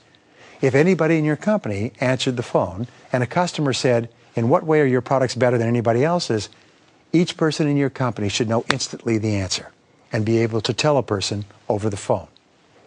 So what do you need to be excellent at doing for your customers in order to get them to buy from you rather than from your competitors? And what will you have to be excellent at doing tomorrow to keep them buying from you in a fast-changing competitive market? Well, think about the future. Look down the road 3 to 5 years. In what ways will you have to be absolutely excellent in order to be one of the top companies in your business 3 to 5 years from now? Remember, only leaders have vision. Only leaders can think about the future of their business. That is the primary task of leaders, and no one else in the business has the responsibility of thinking about the future except for the business owner. And the most important part of thinking about the future is thinking about how you will be the best in your market in the years ahead. And what will you have to do starting today to be the best 3 to 5 years from now? Now, the third key to strategic marketing is to determine your best potential customers.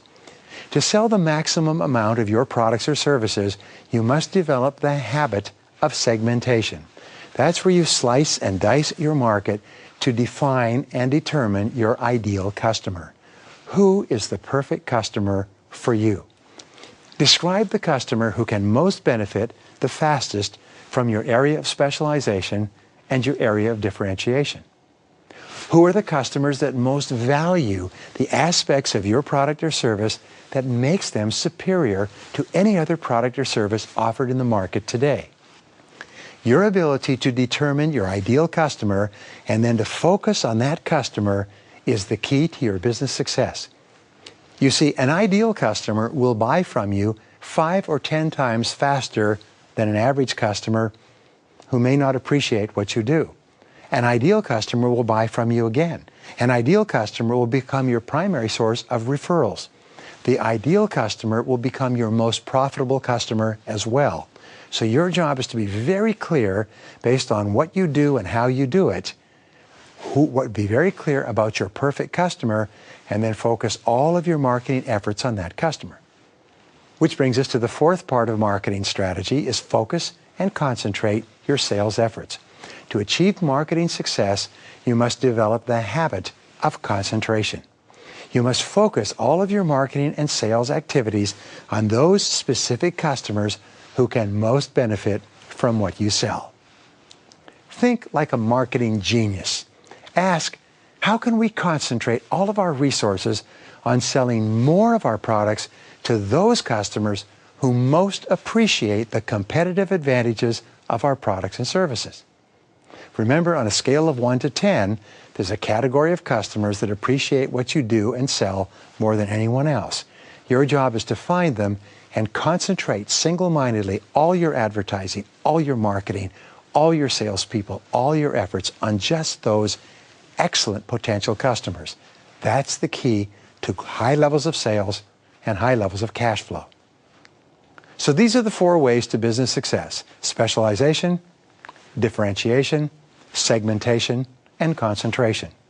If ever you find that your business is not succeeding at the level at which you want it to, go back to these 4 areas. It'll always be in one of the 4 areas that you need to go to work. The more accurately that you define and practice these 4 strategic principles, the more of your products and services you will sell, and the more profitable you will be.